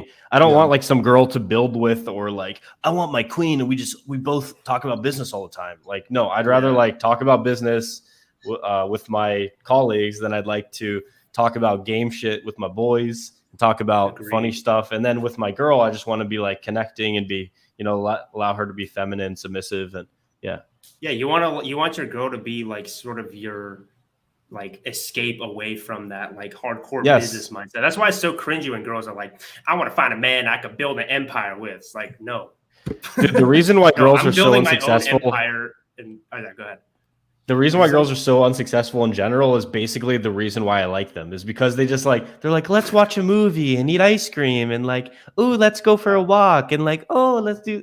It's just like nothing that moves the needle on anything in your life in a positive direction in terms of like achievement, but it allows you to relax, unwind, be present. It allows you to like actually enjoy life. That's one of the best things about women is they pull you to actually like slap you in the face and tell you like smell the roses, It's like, That's look, actually very life's true. awesome. Yeah, that's true. They're more present, that's for sure. And that's why it's kind of a shame when the feminist movement especially is like trying to encourage women to be more like dudes, right? It's like, dude, if women are trying to be more like dudes in terms of like being extremely assertive and business driven and whatnot, again, I'm generalizing, but you're probably going to lose against like the best dudes, like it's also assuming a lot to say that that's more preferable than to be feminine if you're a woman. A lot of women don't. That's why want feminism, I think, is actually like it's actually, ironically, feminism kind of hates on femininity. They do because they look at like traditional femininity as almost like inferior. So I feel like there's other ulterior motives behind some of these movements. Like if you think about feminism and a large part of it, obviously there's certain things that women should have equal rights and blah, blah, blah. And I believe in equality of opportunity, but not equality of outcome. But it's like, dude, who benefits if women are working a job as well as a man is? Like the government, you get more taxes, right? You get 2 incomes to tax. Also, you have more disposable income for consumer purchases. But who's like often not talked about is like basically the modern feminist woman who's like the type A career type. She basically has to rely on either other family members or nannies to have kids, right? If you want to have kids, but you still want to go and dominate in the workforce, like what do you have to do? You have to send your kid to daycare and this type of stuff. A lot of like the hardcore career women who don't start a family, who work through all their 20s, 30s, in their 40s and 50s, they regret it. And they're like, they've done these interviews where like, I wish I had a family. That's like time and time again. Yeah. You should have every right still to pursue those things. Cause I've had personal training clients that are like super like alpha female type A type personality. And when they say they don't have no interest in kids, I don't think it's a massive cope. I think they're like genuine about it. But those types of women are very rare, right? So it's more so those types of women should have the same opportunities as men, obviously. But if a woman says she doesn't want that type of life, which is honestly most girls, then that shouldn't be shamed at all. That's the problem that I have with the feminist movement. And this comment is so true as well. Like when I watched that What is a Woman documentary, I just saw like how like your kids are basically indoctrinated.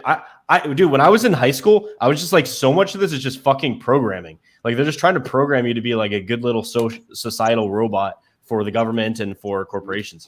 Like, I don't want to be a fucking part of that at all. They give you toxic, shitty food that makes you unhealthy. So the pharmaceutical industry can like just use you as a fucking like cow to mine resources out of. The government looks at you basically like a tax cow to just fucking like extract resources out of.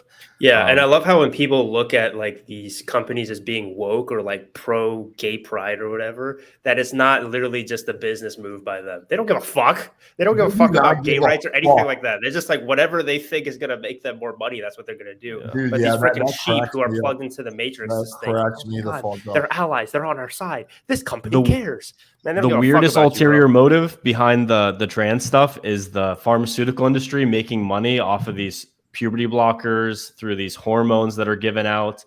And you know what's the weird thing about the hormones that they're being promoted and stuff? Like, yeah, you should change your identity and then just take these puberty blockers and hormones and stuff. They said like you're taking 10 years of hormones basically guarantees that you're going to get cancer. And then one of the things they use as I gotta go inject my TRT. one of the things that they use as a puberty blocker is a thing that was used to castrate pedophiles and stuff like this.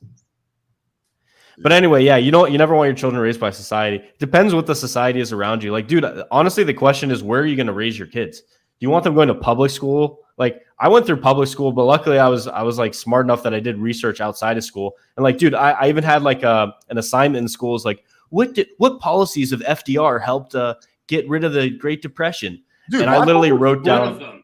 I think it was. I literally wrote down every single thing that was a policy that FDR put forward in the New Deal made the Depression worse, and that's why it lasted so long. Dude, president. You're 7 years younger than me, but I think that 7 years is like, because when I went to school, none of this woke shit existed. Like, we learned real history. Like, we didn't learn woke history. Like, but even when you're learning history, what are you learning history from? Through the lens of the United States government. You're right. Yeah, there's a saying that the dude, that essay prompt that I was given, it was basically you telling how the U.S. government is your savior and like how they're gonna like save the economy and stuff like this. When in reality, the economy functions best when the government doesn't even intervene at all. We weren't taught that. Like, I'm just saying, like a lot of the stuff that exists now didn't exist when I was a kid. Like in college, I think that's true for me too. Oh. But aren't you like 15? So you're still like in school, or? Listen, bro, I'm homeschooled right now. Where's your mom, dude? Yeah. All right. I think I'm in between you guys age-wise, so yeah. But basically, yeah. I mean, I had some of that in my schooling and stuff, but I actually have a perfect example. So I was half raised in Japan, and in Japan, the textbooks conveniently leave out all of the war crimes that Japan committed during World War II. Oh, Every really? single one. You get to the World War II section, and all it is like America dropped bombs on us, and they were really, really mean. And it's like, okay, next chapter. If Japan does the that only to their nation own in world history to use an atomic weapon during war. And they said we have small penises, but we don't. It's like a big long. Yes. Have you guys Dude, seen that episode? I'm Korean from the South waist Park? down. What? Yeah. What? Wait, so you're saying you have small dick? What's wrong with that, Dude, man? I just want a base trad wife to go live in the middle of nature with and just start like a commune with other families. Drop a F in the chat if you guys want to join me on my 1,000 acre commune in North Carolina, and we'll have lots of animals, and we'll also. Oh damn! There's a lot of Fs. But It looks like everybody agrees with you. Even me, without realizing. Whoa. Bro, if we just keep, dude, we could back up every stupid decision we want by just putting an F in the chat once, and then it posts all of our accounts. The real question is though, who's going to be the alpha male of this society, Austen? Clearly, probably gonna have to have a fight to the death. Probably Alex's dog. My dog is really alpha, so yeah. Yeah, bro, I've already started it. Are you joining or not? Lord of the Hat. You know what's crazy? I have a friend. He owns like some land out in Montana. It's like a few acres, and it was only like $100,000. Crazy. Like there's certain parts of the U.S. that are just like so cheap. How many acres? I don't remember, but it's a decent amount. Yeah, honestly, 5 acres is like all you need for one person. My mom has like 5 or 10 acres, and yeah, her property was like 300,000 or something like that. Yeah, dude, and 5 to 10 acres is enough to grow food for you and your family. Yeah, especially if you have like animals. Yeah, she has a garden and shit. Yeah, she has like fucking deer and bears on her property. It's actually pretty nuts. But yeah, that's the whole thing. Yeah, right. put an F if you want to join my cult. Yeah, man camp. Yeah, I want to get. The problem with a man camp is the ratio is not that good. Prefer more girls. Dude, imagine a commune with a 2-to-1 ratio, 2.5 to 1 ratio. And the girls have to shave their vaginas. It can't be like hairy motherfuckers. I want to attract the girl with the shaves down below. I do not. We need to have a 10-to-1 ratio. We need to hire David Bond to figure it out. I'm cool. Well, I feel like even if we have a 10-to-1 ratio, Coach Whitebill still won't be able to get laid. So. Oh my god. At the end of the day, women do have a choice, yes. Dude, if it was a 10-to-1 ratio though, we literally wouldn't be able to fuck them all, would we? You gotta at least Josh, one of them would be like, you gotta step it up, dude. Like, look at Austen. He's fucking bleeding from the waist down. Like, come on, fuck some of these tricks for us. Motherfucker, I'm trying. I've been running around my banana suit, dude. I fucking like they're not having me. God damn, well, be prepared for your Alex playing with fire exposed video. Or he's probably just gonna take it out on me and make a Kevin Ray Wilder exposed part 3. Bro, what I've learned is that these exposed videos and having haters doesn't matter at all, right? It just honestly sends traffic to you. I've had I've only had one big exposed video, and I've had like 2 or 3 students from that video. So it's like it's kind of nice in a way. I remember some guy he sent a Rolex to like his biggest hater because the guy sent him so much traffic that he ended up like making so much money off it that he's like, dude, please make another one. That's one of the reasons I stopped making videos about Fresh and Fit. And I encourage people to stop too, because it's like the more people talk about them. But at this point, they've already been exposed enough where it's like, what more needs to be said? Like if you still follow them after everything that happened, then that just means that you're gonna follow them no matter what. Yeah, so I got really why bored. even talk. I got really bored with that. I haven't made an exposed video on. Yeah, that was the main thing too. I just got bored. A lot of people still say all Kevin talks about is Fresh and Fit, dude. I haven't made content on them since 2021. Okay, so yeah, like if you hate someone's YouTube video, the best thing to do is just click off of it. Like, but what most people do is they they hate watch it, they dislike it, and then they leave a comment, which is actually amazing for the algorithm. Yeah, I know. Exactly. I know. Now you can't even downvote things, so you can only like videos anyway. Yo, guys, I think we should call because we've been going for like almost midnight. We've been going for like 2.5 hours. I'm tired. Last words? Yes, just 3. No. What about you, Kevin? Yeah. Well, I've been waiting so long. I hope Philion takes up Alex's request to have a conversation. I don't think it helped Alex that you called him. I don't know what the hell you called him. He seems like the type to take that shit personally. So I am not a bad fuck, okay? Okay, yeah. Fair. Like, there's no. Hey, I'm pumped to do this again next week. I'm pumped that we're doing this again. We skipped like 1 week, and then people thought the world was ending. So it's pretty cool to know that people like our collabs together. So. Yeah, I think it's good. We had a good turnout. Anyone that brings 2 to 3 girls is allowed in my cult. The problem with letting black people in the cult is that they're gonna have like bigger dicks than us, and then like the girls are gonna want to fuck them. So it's like yes, Dick mod. but like the dicks can't be too big, you know. Yo, I was thinking about, we could talk about this next week too, but it's like, you know, I've even made a video about this, right? Your attractiveness as a man, your ability to fuck is basically like your game, your looks, and your like, I guess, career and lifestyle all kind of combined. But one thing that isn't included in that is the situation. Some guys will look at a girl like, why did she fuck with him? Why did she go home with him? Well, that guy put himself in a situation where he was around that girl to begin with, right? Like you can see girls, like really hot girls that end up like marrying like kind of chunky dudes or like weird dudes or whatever. But ultimately he created a connection with that girl because he was around her. So he put himself in a situation or a place, or he went out, or he like met through connections or whatever to get that girl. Does that make sense? So I feel like building a situation or putting yourself in different situations or just getting out of the house and shit like this makes you take advantage of the limitless opportunities that there are to meet girls, right? I don't know if I'm explaining this well. You have to leave your house in order to. You have to leave your house in order to see success in dating. Bro, leave your house. That's What? crazy. That's crazy to talk. All right. House? All right, last thoughts. I do also hope that Philion takes me up on that debate. He won't, though, but that would be awesome if he did. We'll see what happens. But yeah, thanks everyone for tuning in. We're going to be back next week. Until next time.